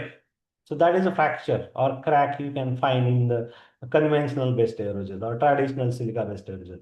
But the new approach, what we synthesize, we cross-linked it using some epoxyethyl cross polymerization. And in the neck region, that epoxyethyl cross-linking provides the thick necking. And that thick necking provides no any fracture, always as well as strong and flexible nature to the aerosol material. So that is the beauty of the aerosol material. And you can find this is just 1 gram aerosol piece can sustain more than 500 gram weight. Okay, balance on it. So that is the beauty of this kind of work, what we did. And we measured the mechanical properties to confirm that how this material is very well formed. And we found that this, whatever we prepared our approach, that is epoxy crossing the aerosol, is a strong and flexible network. And that flexibility also we checked for different 100 cycles. And still it sustained for 100 cycles. And when we compare with different materials, and this aerosol has 34 times more mechanical modulus, Young's modulus, if we compare. So this is one thing. Another is selectivity, or means we use that same aerosol material for sustainability application like heavy metal removal, mercury removal, and dye removal application. And you can find that it shows a good dye adsorption as well as heavy metal adsorption capacity, mercury adsorption capacity. So you can find from here. So that is the beauty of this aerosol material you can find. So this is about, and we also studied the after adsorption and before adsorption analysis, and it is found that still we can use that material for more adsorption cycles. This is another work where we prepare hierarchical porous carbon aerosols. So recently we published this work in the Q1 that journal Energy. So here we prepare some different technique, aerosols using some different technique, carbon-based aerosol. That is a sphenoidal decomposition. So one can know that no solvent, non-solvent. So solvent, non-solvent we use for a solvent reaction, and we found that this solvent, non-solvent gives us a sphenoidal decomposition due to dissolution co-precipitation mechanism, and it provides hierarchical pores. And that hierarchical pores are gives us a good surface area as well as different properties of the aerosol materials you can find here. So the surface area what we achieved is around almost 688 for this kind of aerosol, and conductivity is also very good. So you can find the conductivity also we measured here, and high conductivity, electrical conductivity. So more than 100 Siemens per, more than 80 Siemens per meter square, meter, centimeter, and modulus also more than 1 gigapascal we observed for this kind of carbon-based aerosol.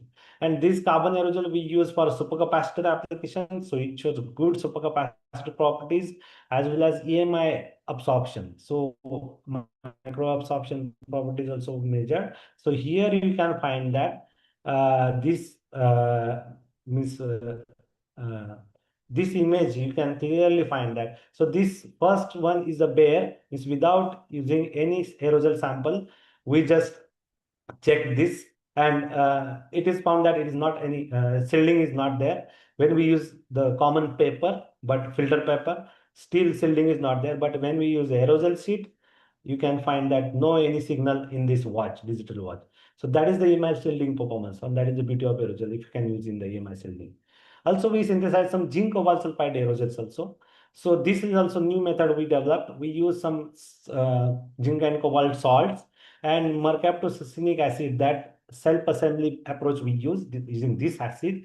And we found that we prepared zero-dimensional as well as one-dimensional aerosols by using this kind of technique, and that is confirmed by FTIR and some different analysis technique. And these materials, zinc cobalt sulfide aerosols, are used for a supercapacitor application, and we prepared a symmetric supercapacitor device, and it shows a good performance in supercapacitor. Again, we synthesize nickel cobalt sulfide graphite carbonate composite aerosols. So here we you clearly found that the connection of sheets like in together, it forms some three-dimensional network. And on the surface, nickel cobalt sulfide aerogel are decorated. And that also materials we use for supercapacitor as well as OER and HR, means water splitting application. So it shows good performance in that application. So there are different recent methods. So you can find hierarchical pores aerogel, 3D printed aerogel fibers. So one can synthesize similar kind of material using different techniques. Whatever your application goal, you can synthesize that material by using that technique. So you can find that in same technique, different approaches, same kind of material we can synthesize with different morphology. Cellulose, if you can take example, cellulose we can prepare hierarchical porous, cellulose 3D printed aerogel, and cellulose fibers. So that type of same material we can design in different shapes or different forms as per the application purpose. So in summary, there are different approaches one can use to synthesize the aerosol. So these are some most suitable strategies one can follow. So one can use synthesize some different kind of aerosol using this. Also, we are working on synthesizing meter scale window insulations. So this work is done in University of Colorado Boulder. So presently we are working here too. So this is a sustainable goal for aerosol materials for different insulating approaches. So we use some roll by roll method. This is about the synchrotron radiation center. At our university, we have a Hiroshima Synchrotron Radiation Center. So this is a beam line. There are different beam lines opened throughout the year. So if you have any samples for beamline measurement, like some XPS or different techniques as mentioned here, open to all, you have to apply the project first, plan your analysis, and then if you get selected, you can get all the airfare and living expenses to use this kind of facilities. So we have this high-sor facility center in our university. You can use it. Last but not at all, I want to thank all the collaborators who helped during this research journey. We collaborated with different people from different universities for simulation as well as to utilize some different techniques also. So thank you very much to my collaborators also, and thank you very much for all committee members, organizing committee members for providing me this opportunity. Thank you. So this is all about Okay, me. thank you very much, sir. And here we are open for Q and answer, Q and S, Q&A session for 5 minutes. If you have any question, just unmute your mic and ask some few queries to Dr. Palde, sir. Already, sir. I am Dr. Dasade. I am Yes, thankful sir. and grateful for your participation and your excellent speech over to aerogels. Thank My you, one sir. of question Thank you, is sir. my one of question is regarding supercapacitor study. What Yes, are sir. special, what are some special features of these aerogels over the other material Yes. on supercapacitor study? Sir, first common feature is it has a high specific surface area. Okay. So one thing is that, and another thing is if we compare with the bulk materials, we can synthesize different kind of aerosols. We can functionalize it whatever we want in that way, and due to that surface area, we can enhance the capacity also. And in case of supercapacitor as well as catalysis, it is very much useful for that. Okay, thank you so much. Yes, sir. Sir, Any other questions? sir, Parali sir, am I audible? Yes, sir. Yes, sure, sir. Parali sir, Yes, sir. Yes, sir. I have a small question for on presentation. Actually, my question is related to when you add metals Yes, sir. in aerogels, what happen about the surface area Yes. of Yes, aerogel? sir. Is it increasing or decreasing? If it is decreasing, what about what changes are taking place in conductivity and surface area? Yeah, metals means while synthesizing the aerosol, or what you are discussing is that we did some application like heavy metal removal. Right? Applications, some kind of doping you did with zinc aerogel, something like that. Yeah, content- we can do that, sir. Because what I synthesized showed you that we did some nickel cobalt sulfide or zinc cobalt sulfide based result too. Yeah, Okay, now my question is so that we can dope the metals. Yeah. now my question is here whether your surface area and conductivity is changing with after doping, or what is happening there? Yeah, conductivity will increase, but surface area we need to just maybe little decrease also possible. If we add some extra metals, we can just cross link on the surface. It can decrease some amount of surface area, but it will help to enhance the conductivity for the application purpose. Yeah. Not fine. Great work. Yes, sir. Okay. Any more questions? No questions? Okay. Thank you very much, sir, for your informative and very Thank you. Yeah. innovative lecture. Thank you very much. Thank you, Thank you, sir. sir. And now I'm Thank you. over to Thomre, sir. Okay. Thank you, sir.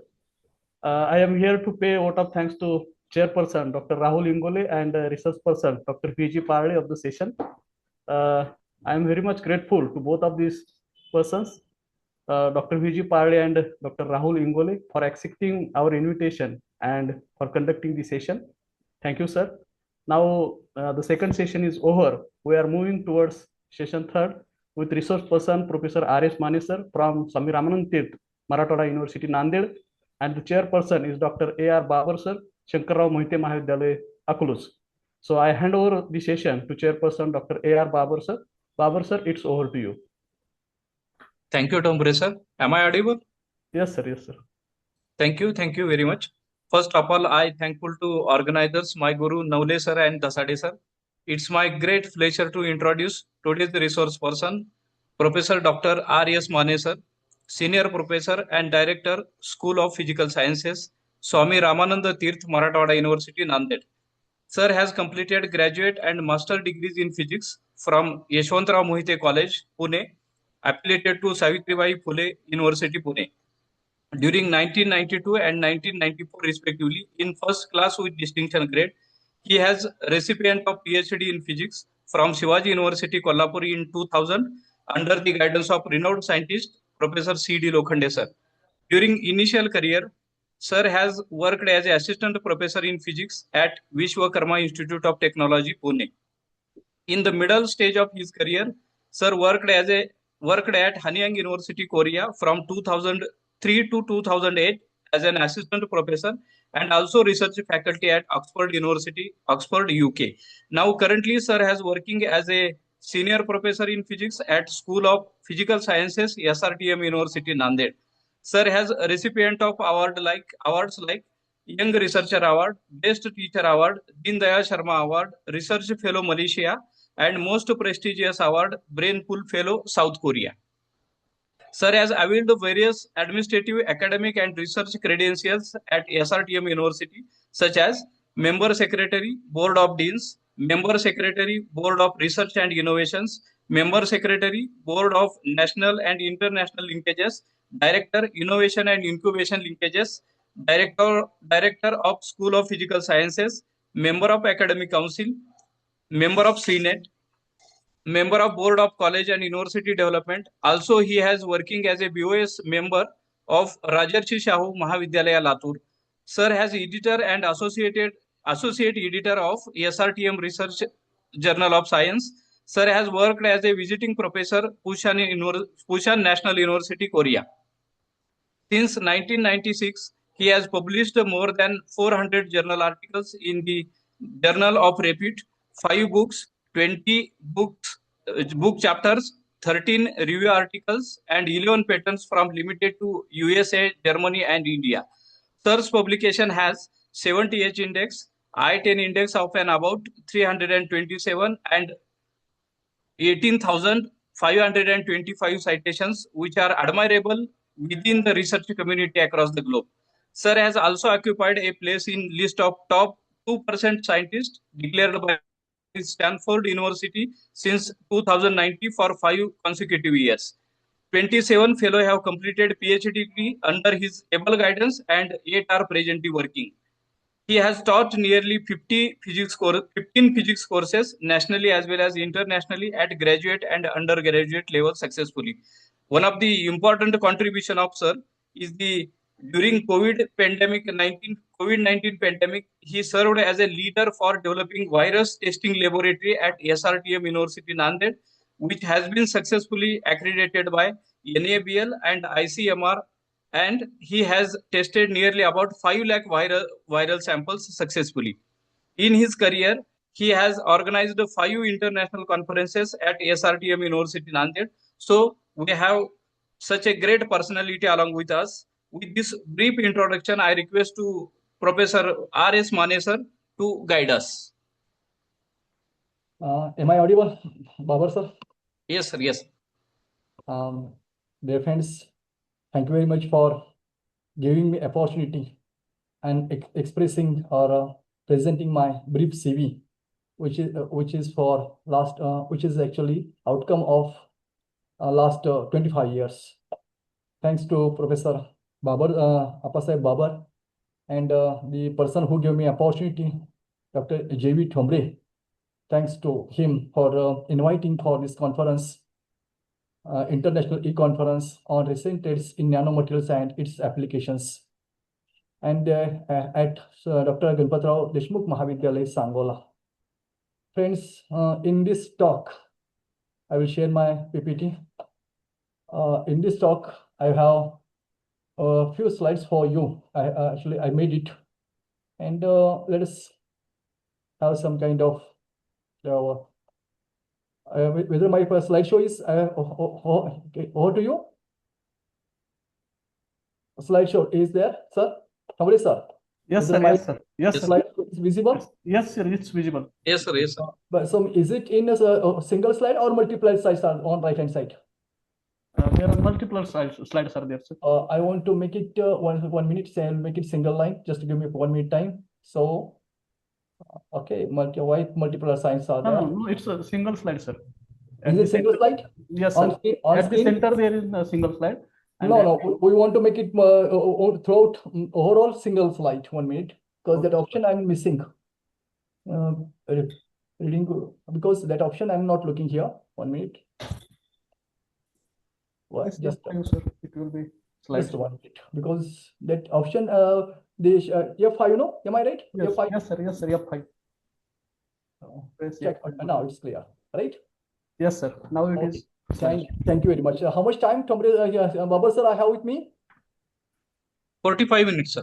Okay, in 45 minutes. Now I'm starting at 11:45 o'clock. In before 5 minutes, I will conclude my talk. Well, in this talk, I have few. Actually, Professor Babar made my things very easy. As first few slides, actually, I made for scholars. Well, actually, friends, this is a site. The site related to my few slides are related to my academic and research journey. So this is actually last year I got award for the Pandit Din Dayal Sharma Award, in which from human urine we have produced hydrogen through the process of electrocatalysis. So this slide presents that was inauguration, or it is a felicitation of this function.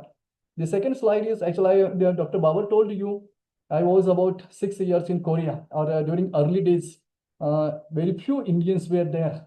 And I was fortunate enough to be there as a professor. Earlier I was a postdoc fellow, which then converted to assistant professor, then brainpool fellow, and continuously 6 to 7 years I was there.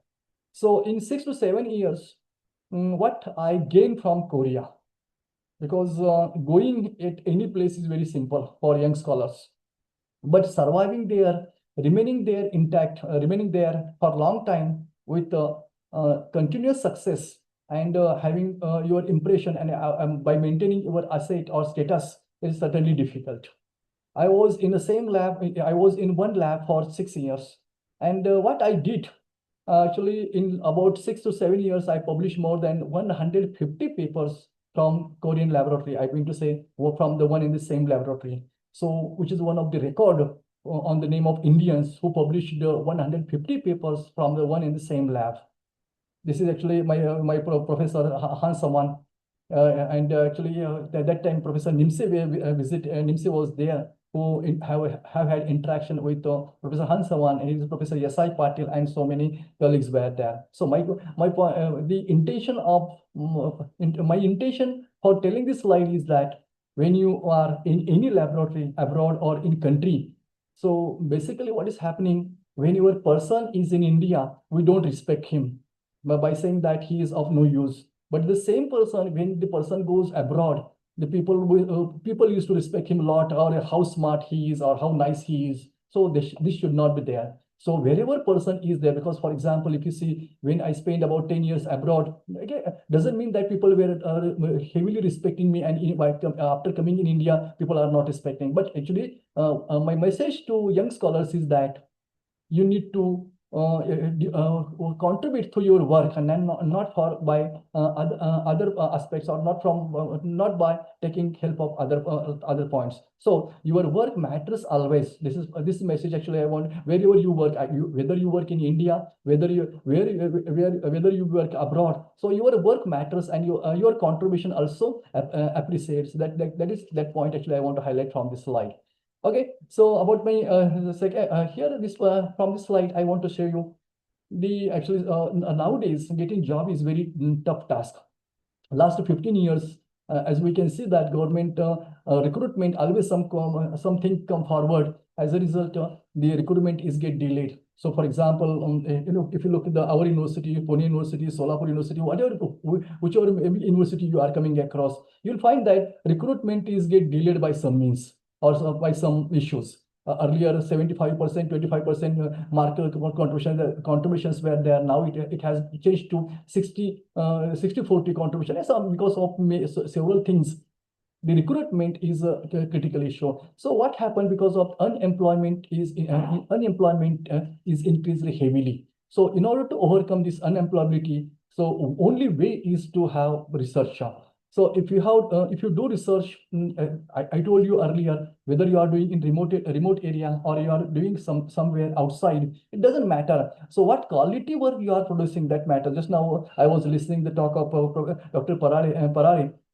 You can see that what novel ideas he has incorporated. So irrespective to place where you work, so if you add, or if you introduce novel ideas, and if you publish paper in reputed journals, you'll find that things are easy for us. For example, from our university or from our laboratory, actually three fellows this year, 2025, from Maharashtra, the three Marie Curie fellows are selected, and you will surprise that all three fellows are from Maharashtra. One is Dr. Balaji Ghule, second is Sandesh Narwade, and third is the Pratik Raut. So Raut, actually all three people were selected from the SRT University Nanded. So my point of discussion is that, so if you contribute nice articles, if you contribute the high level research, people respect you and people welcome you for job, or you can say as your career. So the career making career is not difficult task, but provided that you need to have the quality publications or quality research with you.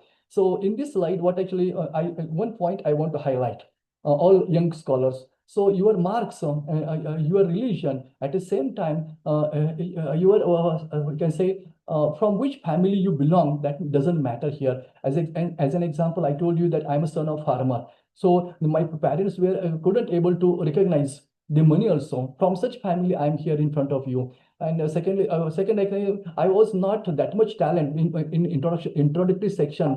Dr. Babar has introduced about me. I have first class with distinction mark at BSc, MSc, and all things. But at the same time, he has not introduced that during the 10th class, I was having only 46% mark, not 47 also. But means I was below average scholar. But if you have passion, and if you have dedication, if you are ready to do hard work, things are easy for us. And the success will not be away from you if you have all these qualities with you. So young guys or young friends, I request all of you, don't believe that what others have done. So if you believe in your work, things will be easy, and easy for you to have a great or very nice career across you in the life. So this is my message to all young guys. don't believe on present economy, because what is happening, economy will not stay with you for long. At the same time, if you feel, okay, I have everything and all facilities, it doesn't mean that only the countries where all facilities are available, they can do the smart work. No. So even though we have limited facilities, if we have passion with us, and if we have if we think all the times we want to do something new, it will be easy for us to develop new things as a career, and it is easy for us to get the job in the future. Okay, so here this is my message from the second slide. My third message is related to what is my contribution in the past. Because Dr. Babar made my things very easy, and he has mentioned that all patents and all rules are here. So thing is that we are looking for only Indian patents, because we know writing Indian patents is very easy, or I can say getting we can say getting the number from not that much easy, but things people review Indian patents very quickly, and some with small comments and all things, So why we are not trying for other patents, such as US patent, German patent, the UK patent? So in this way, I tried first patent in collaboration with the Saudi Arabia. And in that patent, we produced the hydrogen from human urine, and surprisingly, it was awarded in 2025. So on the same line, we have applied for the German patent. It is not that much expensive. So one should have an experience of getting various patents from different countries instead of having patents only from India. Because whenever I see, I visit any college, they say I have patent, this patent, that patent, but they belong to only one country. So I request young scholars, young budding PhD students, please try to have the patents from other countries also. So this is related to this slide and all things. Okay, so now as actually we have discussed about the outline of presentation is that. So I will explain about I discuss about all these. Babar sir told you I'm from Nanded, and actually Gurudwara is a famous place for Nanded. If you come to Nanded, please do visit Gurudwara, and Mahur,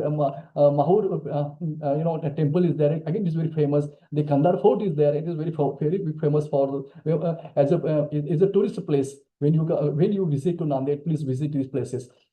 This is related to what actually I'm going to talk about this in about 45 minutes. Now here, as I mentioned, that what contribution we have, because nowadays what is happening, everybody is looking for, I want to have publications, I want to have book publications, and by taking small publisher or local publisher, they are trying to publish the books. That will not help you to that extent. For getting marks, it will be easy for you, because you know that in a newly selection policy, if you publish any book, it has some certain marks are there. But if you publish international books, certainly you'll find that your assets or your credentials will increase here. Okay, your status will increase accordingly if you publish papers, book, or if you publish book in international publisher companies such as Elsewhere, Springer, and so on. So these books are actually, you'll find that. Yeah, actually, I am editor of associate editor of Discover Materials and all things. So all surprisingly, you'll come to know that all chapters written in these books, they are from our students. So our students also have potential to write chapters in international books. So now, as we have mentioned that actually, if you will come from the Kolhapur University, and the Professor C.D. Lokhande's group was top in all among all researchers, and you will come to know that in each group, more or less, the chemical synthesis methods were same. So you have to think out of box. So if people use the same method, so can I use other method to develop nanostructures or some nanomaterials, so that I can have some different idea, or I can have different way of presenting my research. So instead of my point of discussion is that instead of following the old strategy, why not to develop some other direction to either preparation, characterization, or application? So that will gives you a way of your own presentation, or a way of your own career, or way of your own research. So that will help you in that to develop nanostructures in different forms for different applications. As far as the applications concerned, one should understand what applications we are making. Why I am going to prepare nanomaterials and nanotechnology? What is my goal? If my goal is uncertain, then even though if I do work for day and night, it may not be that much useful for us to develop the career, to have the career. So my first suggestion is that when you are new in the field of research, you should ask 3 questions to you. The first is that why I should do research. The second thing is that what benefits I will get from my research. Third thing is that what is my target of this career. So means until unless you don't have answers of these questions, please don't come in the field of research, because research is not the game of one day. It is a game of lifetime. Professor C.V. Lokhande, you can see that he has more than 100 H index. So it shows that his continuous efforts in the field of last 40 years have made him to be at that level. So if you want to be researcher, and don't be an the local researcher, because what I'm looking rightly. So many researchers I see across, and this thing, I am best research. Don't expose yourself until unless people appreciate you. This is my first thing. Second thing is that don't cite your own work until unless it is essentially required, because I have seen so many people are citing their own work and they're saying we are smart research. No, it will be certainly kill your it will kill your career. This is my second point. And third point I want to highlight: appreciate work done by others, because if you always say I'm smart, I'm better, I have done only thing in the world, that will kill your progress. So I request all of you to follow these 3 ideas to be a research. Now, coming back to my original point, why one should become research. As I told you, last 15 years, government has not recruited position, and even though government they are giving some kind of clock hour basis, CHB classes, contract basis, and I'm sure in future also things will happen like this only, because system is not willing to promote, because it is same in Maharashtra and other states also. So means if you look at it, is not like only in my university the vacancies are pending, or I can say faculty members are limited. It is everywhere in every university in India, not only about Maharashtra. So only thing that can save us is the researcher. So I will do research for my development of career. Career is my first aspect. Second point, I will do research for my self-satisfaction. This is second point. Third point, through research, I should have economy. Economical development is there. Now, what is happening? So many fellowships are coming, and the scholars are doing research only for fellowships. The Mahajyoti is there, or number of fellowships are there. So just the whole day they are doing work only for getting the fellowship. They are not doing research for their satisfaction, or the global satisfaction, or global recognition. So here point is, one should focus research for personal as well as social, not for economy. Late economy should follow you, not you should not follow the economy. That is my point of discussion. Because if you are behind money, it will finish one day and you feel that, okay, during that time I have not done anything. So what will be next? So if you follow the work, automatically money will follow and all things will happen. So this is the other. And third thing is that you have respect. As like just now you have mentioned that we have seen Dr. Parale is in Korea, and so many people are abroad. So they are there because of they have done hard work when they were like you in India. So please come forward, and you think yourself, I want to present myself in the world, not in my university, not in my state, not within my jurisdiction. So if you make your plan accordingly, I'm sure that things will be easy for you in the future. Now, in this slide, I have presented, I mentioned that we have developed one method. So that method was proposed by Dr. Deepak Shinde when I was in Korea. So this method is mentioned that when you mix metal salt and thiocetamide, any metal sulfide film can be obtained. This was a story. Now here by using same strategy, he obtained that several films were formed on the substrate surface. So you will come to know. So now question is that what are the applications of these films, or what are the applications of this material? You can see that number of applications are there. You can apply these nanomaterials in the biological applications, solar cells, photoelectric devices, or you can say biogenic applications, gas sensors, so supercapacitor, battery. Number of applications are there. So the point of discussion is here. When you prepare material, when your method is new, certainly your applications will be different, and because of your contribution because of addition of your materials, they will give different results. Understanding of that concept is nothing but a research. So we have developed new method, and we applied it successfully in different applications, and we found that they are much better than the existing technology, the existing materials. So that gave us name and fame as well. In my second slide here, we have developed second method.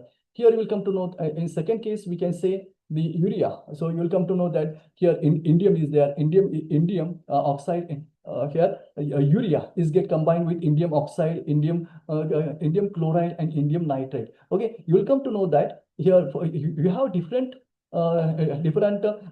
indium precursors are there. So when you mix with the urea, you will come to know different morphologies are forming, and these are the morphologies of hydroxide. So when you anneal the sample, when you air bag the sample, you will find oxides are there, and depends upon the applications we can use this morphologies, or depends upon the use of indium we can apply this materials for various applications. We can use this material for various applications. This is actually second method which we have proposed. The third method here we are presenting is the basically the anyway sodium hydroxide. This work is done by the Supriya Patil. Actually what she was working, so she mixed the NaOH with different metal salt, and you'll come to know that whenever NaOH get mixed with zinc acetate, it forms zinc oxide. When your NaOH get mixed with indium chloride, it forms indium oxide. When your NaOH get mixed with the bismuth oxide, forms bismuth oxide, and so on. So this is one way we can produce and by using Kirkendall effect, oxide can be easily converted in the form of chalcogen. We know very well now. And this is actually last method we can say here in this method. This method is proposed by Dr. Nana Sepshinde, who is rightly a brainful fellow in Korea. So what he did, he inserted the metal mask into the hydrothermal bomb. And what he found surprisingly, when you depends upon the nature of precursor solution, the metal oxide or metal chalcogenide is get grown on the surface of metal. So inside you will find metal, and outside you will form the metal oxide or metal hydroxide or metal halide, whatever maybe. So means what, we have two layer system. Inside is a metallic and outside is the metal oxide or something like that. Okay, so like this these are the ways by which we can develop with different nanostructures very easily by using different techniques. Okay, now here is one example. We can say that these are, though materials are prepared by one and the same method, actually all these samples you see here, FESM images, you'll find that all these materials were grown by using we can say earlier Deepak proposed method. We can say that metal salt and thiocetamide, when mixed together, it forms a metal sulfide film. So these all films are metal sulfide film, and depends upon the nature of metal, their morphology changes. We can easily MNS and forget about applications, because we are here to look for the application. Because when samples are prepared, it will be easy for us to apply them in different applications. Okay, so these are different materials developed by using the two precursor solution by using simple Falcon tube at normal ambient temperature less than 100 degrees centigrade. So these materials are very uniform. You can say it is not like that, and mass quantity product we can produce we can easily scale up the production capacity by using this method very easily. Now, what is second point here from this slide? I want to tell you whatever oxides we have prepared, they are not only amorphous, though temperature is normal temperature. They are not amorphous, so they have the polycrystalline nature. Some are highly crystalline and so on. So different metal oxides which we have prepared earlier by using the by combining the urea and the indium, something like that. So we found that these metals are also found to be crystalline. They are not all metal or metal oxides are not having one and same characteristics, or say one and same the crystallographic nature. So this is actually how their color looks like when you have titanium oxide, tin oxide, number of things we have prepared by using different methods which we have discussed earlier. Now, so this point I told you earlier. So what is this point here? We have one A, B, C. These are the indium precursor salts. Different precursor salts we have used, and just we have added urea therein, and we found that different morphologies are forming. These are the morphology A, B, C. Are upside row represent the indium hydroxide samples, and when you anneal it at a little higher temperature, you find that morphology is substantially changing. So means morphology changing means what? Surface area is also changing, and so these things. And then we have applied in different application earlier we have mentioned. Now here again we have given example that zinc oxide, indium oxide, bismuth oxide, these samples are get formed by using the solid state reaction method. And here you will come to know that all these materials are having different properties. I mean to say surface architecture compared to though means though method is same, their morphology of metal oxide is materials are different. So what that point I want to highlight here. Now, in this case, one example we have taken, this work is done by Dr. Deepak Shinde. Rightly, he's in UK. He's in London. Okay, so here, New College of London. So here in this method, what he prepared by using the solid state method, he prepared cadmium carbonate. It is, you can see, polished surface. By using polished surface, then he annealed the sample. So carbonate can be easily removed out and it forms cadmium oxide. Now in third case, he applied the Kirkendall effect. So the cadmium oxide can, by using strong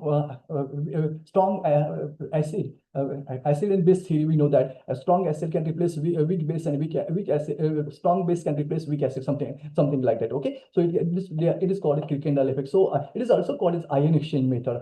In case of cadmium oxide, when you keep cadmium oxide electrode material in any chalcogen material, it immediately converts in that form. So here, these are the different stages he has reported. So in this case, it is clear that the porous cadmium oxide is converted in the form of cadmium selenite by keeping cadmium oxide in the selenium precursor solution. So as a result, we can say that different cadmium selenite samples we obtained earlier, and we have applied for different applications.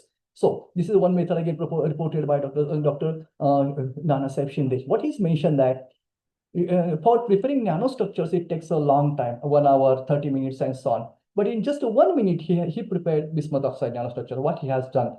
So basically, he considered bismuth nitrate solution. It was dissolved into nitric acid, and by adding 1 drop or 2 drop of HCl, in just 1 minute, you can get the sample bismuth oxide in a crystalline form at room temperature. So this was one of the achievement he made. Then again, this one study, when you have mass of the metal, and when you hit the metal at high temperature, will come the inner surface of metal remain as it is, but outer surface of metal change to metal oxide. So this is one way of obtaining metal oxide from the metal, and this method again proposed by Dr. Nana Shinde. And from this we obtain that nickel and nickel oxide, because nickel foam we have used, and you can clearly see that how the surface of nickel is changing to nickel oxide. Now coming to the point, what we want, and this is actually these are different technologies. Again, we have mentioned that, and here we have things. Different methods are there. Each method has few advantages and disadvantages. We have to look at the advantages. Can we couple 2 methods together? Because our requirement should be clear and very it should be adaptive. I mean to say, if I want to use material for the solar cell, I should know what kind of properties material should follow. If I want to use material for gas sensor, I should know properties. Means any application which you are dealing with, you should know what the requirements are there. And if you prepare samples or if you prepare material accordingly, that will be more useful for you, or that can give you advantage. Okay, so in this case, we have taken for example as a capacitor, and you will find that it has different applications like there. So as far as I told you that where I can apply my material, so we can have number of applications are there. In case of renewable energy is there, hydro energy is there, wind energy is there, power solar. So means everywhere these are some kind of nanotechnology, renewable energy technologies are there. And if you look our nanostructures, we can have number of applications are there. Sensors are there, catalysts are there, flexible solar cells are there, dissensor solar cells are there, spinotronics are there, magnetism is there, up to electronics is there, number of applications are there. You have to, it is up to you in which direction you are going to apply your material. And if you develop material in the specific direction, it will be certainly useful for achieving your target or achieving your goal correctly. So here, what are the applications we have? These are some kind of applications we have.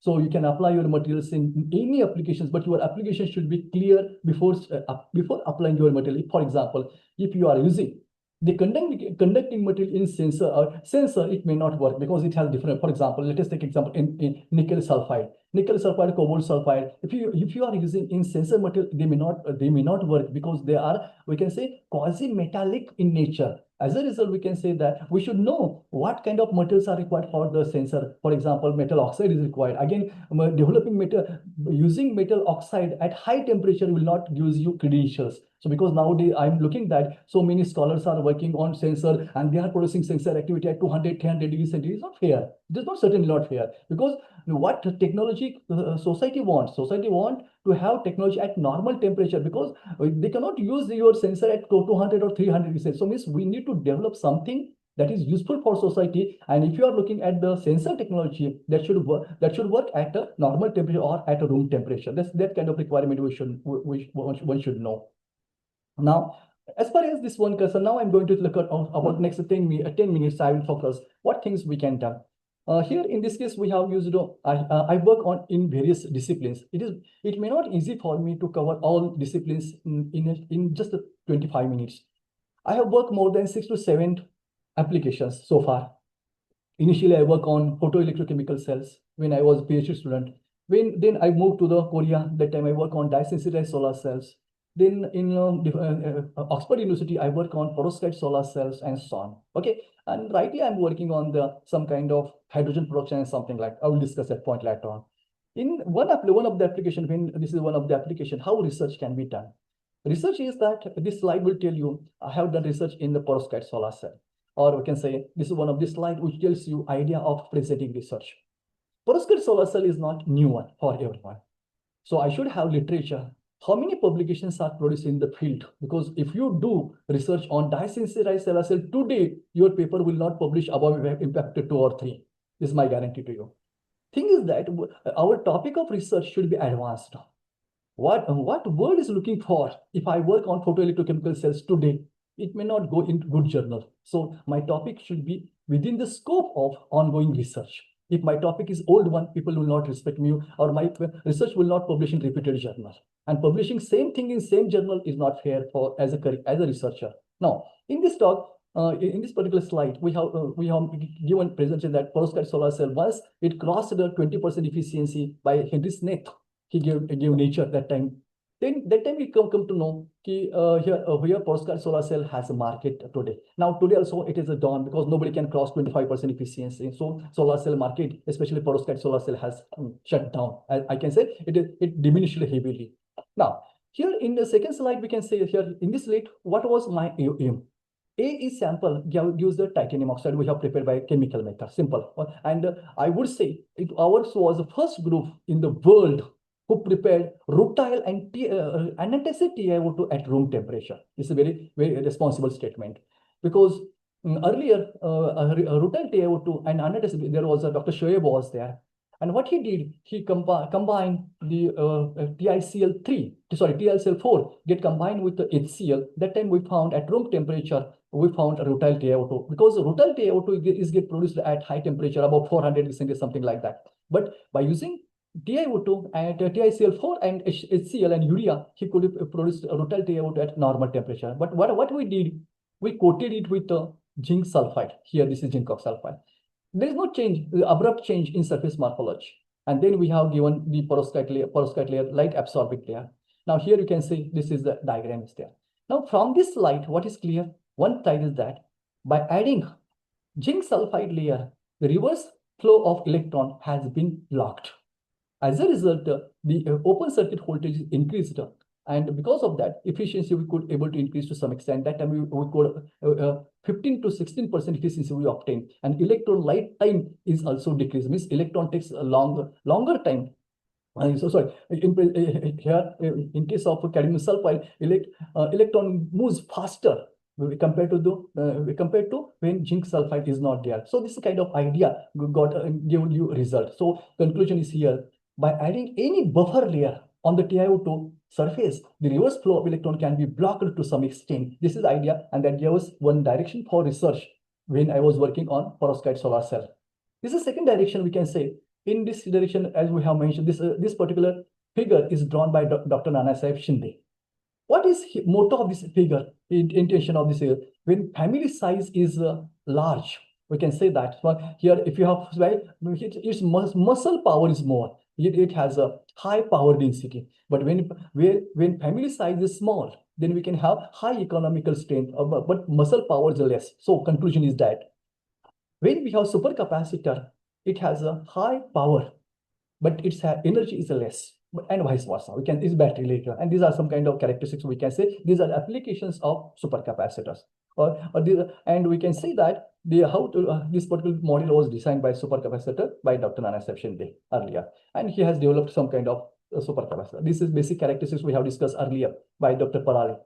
Just the point is that how they are different from each other and what are their different applications we have mentioned that. Now, can we combine battery and supercapacitor together? In case of battery, we have prolonged the discharge and charging time. So when you combine together, it can have supercapacitor, the capacitor and battery together. It will give us supercapacitor device. In what I will give few examples in just 1 minute because we don't have that much time.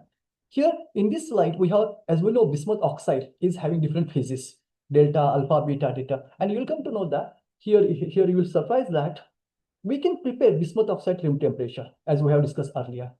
And when you prepare bismuth oxide, and if you change the precursor solution, its morphology is also changing. All these are the morphologies of bismuth oxide. And based on the morphology, we used the supercapacitor, and we found that though it has the IR drop, this is not good for material. Rightly, last 1 or 2 years, we are working on this IR drop. How we can reduce the IR drop of bismuth oxide for better performance or better supercapacitor performance. But thing is that in this case, you'll find that whenever the complex is not added, the bismuth oxide was showing coconut-like structure. When polyethylene glycol was added, it was showing the morphology. By adding the complex, we can change the morphology, surface morphology of bismuth oxide. All are bismuth oxide. And how they looks like, here you can see that. So first, we can see bismuth oxide looks like the planar structure. It forms, secondly, marigold-like structure.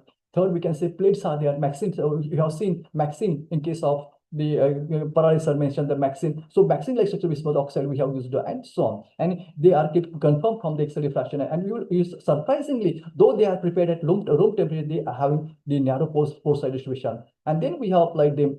Also, here you can see they are having crystalline structure, though they prepare at room temperature. We have applied them in supercapacitor and some kind of measurements we did. So in this case, I can say bismuth oxide prepared by using 1 minute method can be applied for supercapacitor application. These are some different forms are there. I mean, different metal oxides we have used and we have applied in supercapacitor. These again different bismuth oxide converted mixed magnetite. We have then applied for supercapacitor application. Now this is a related one.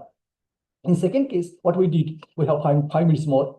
In second case, we have used a metal, and metal is converted to metal sulfide. Inside surface is metal, outside surface is metal sulfide. So in this way, here Dr. Nana Shinde, what he did, he added nickel inside, and then sulfur source, nature of sulfur changed to thiocetamide, thiourea, and so on. We know, and here we come to know in all cases morphology is found to be different. And then all different morphologies he applied for the supercapacitor, and what he found that on the surface, nickel sulfide in different forms is forming. Nickel NiS, NiS2, Ni2S3, different forms are formed on the surface. And then we found that they can be also good material for supercapacitor application. And by using this, he could glow. He ignited the panel of 70 to 80 LEDs effectively. And this was published in EC's journal. Now, this is related to what I can say. This point we have discussed earlier. Now, here in this case, we have discussed this point earlier, what are the applications of the supercapacitor. Coming to the point, second application is that whenever nickel is placed inside any solution, then halide can be also possible to produce. I have only 5 minutes. I will a little bit faster, please excuse me. Now, by using instead of not only we can generate the nickel sulfide, but also halides we can. So in this slide we have developed nickel fluoride, nickel fluoride, and then we have applied in device applications. So we found that they are also good for materials. Then after halide, nickel chloride, then we go on to the nickel fluoride, nickel bromide.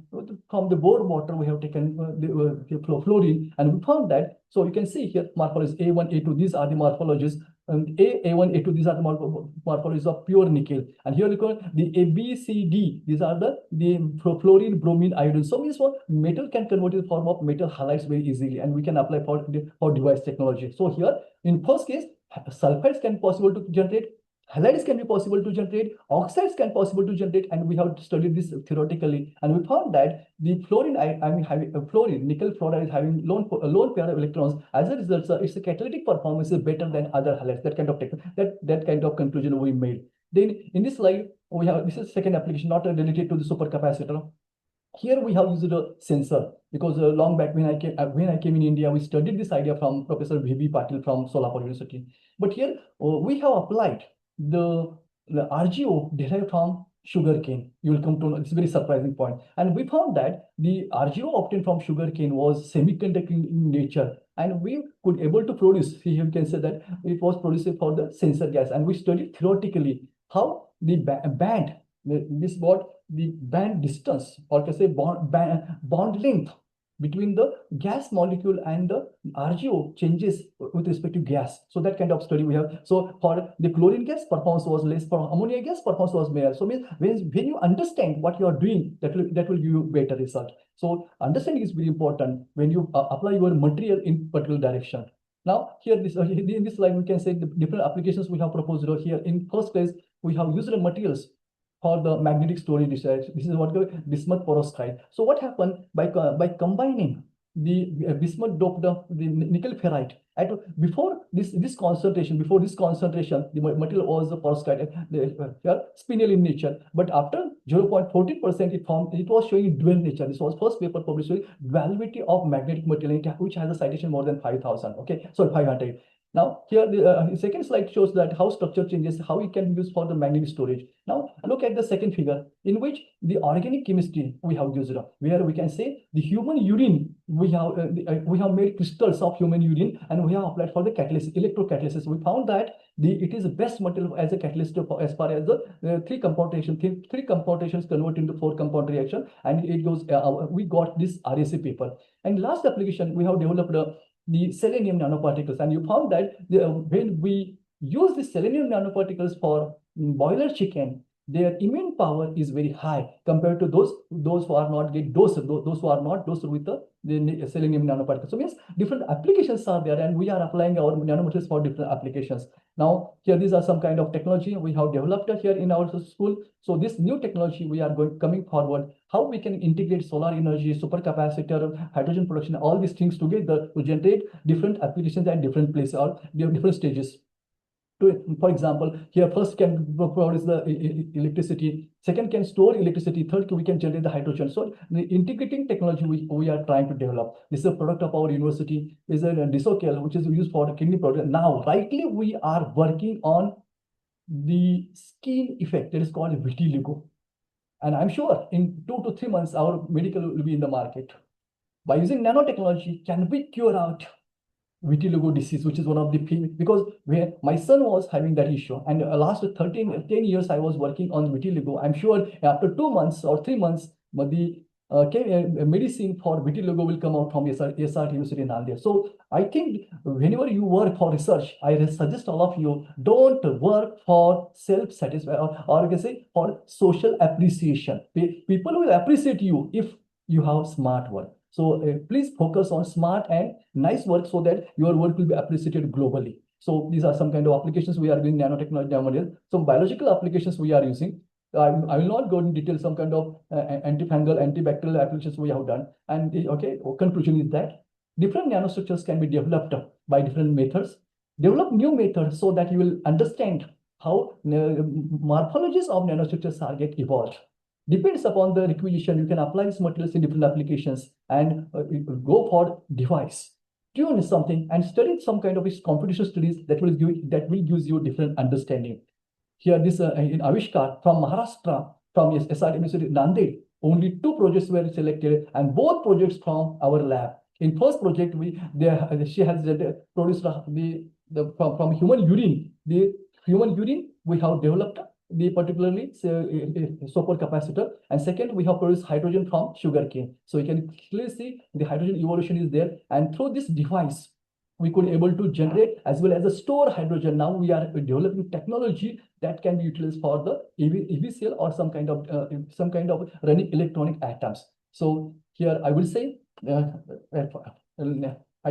I believe that the faith of fruit is the love, and the fruit of love is the service.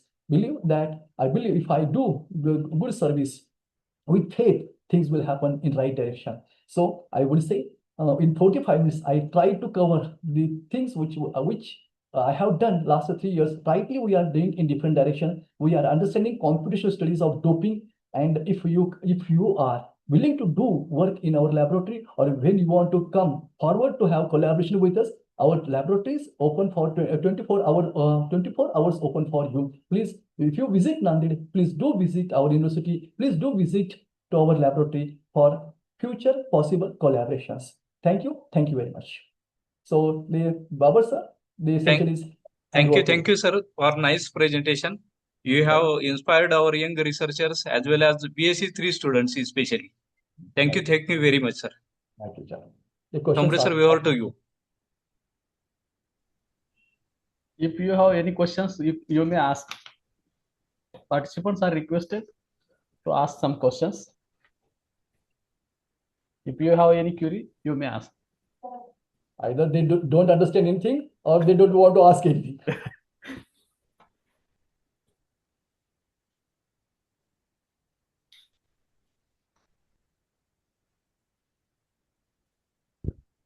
Looks they don't want to ask anything. Okay, sir. Okay, sir.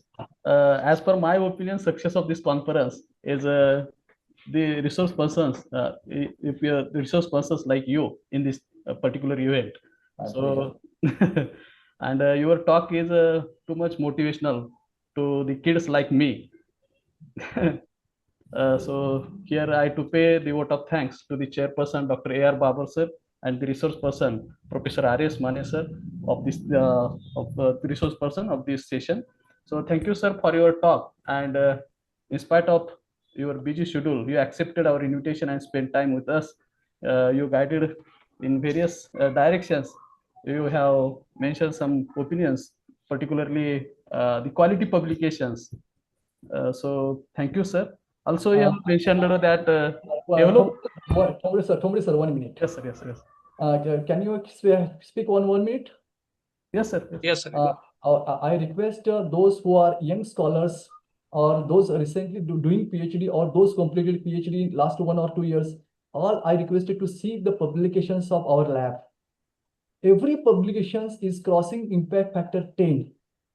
So how they get published is very real, and the students are publishing from our area only. One point I want to tell you, the boys which are publishing these papers, they don't know English when they come for their PhD. Now today they are publishing papers about vector 10, 20, something like that. And we learn English from beginning, but even though we cannot publish paper in it, so I request, please look into matter, how things they do while they do when they perform the research. So if we follow them, because they all are in our lab, nearly 21 MNE students are working. They don't know English. Their basics is very poor, but they are producing papers about vector 10 or 20. So why not we? So I recommend, please, if you want to develop your career smart, if you want to make your career smart and nice, publishing papers in reputed journal has no choice, no option. Please follow it and keep it up.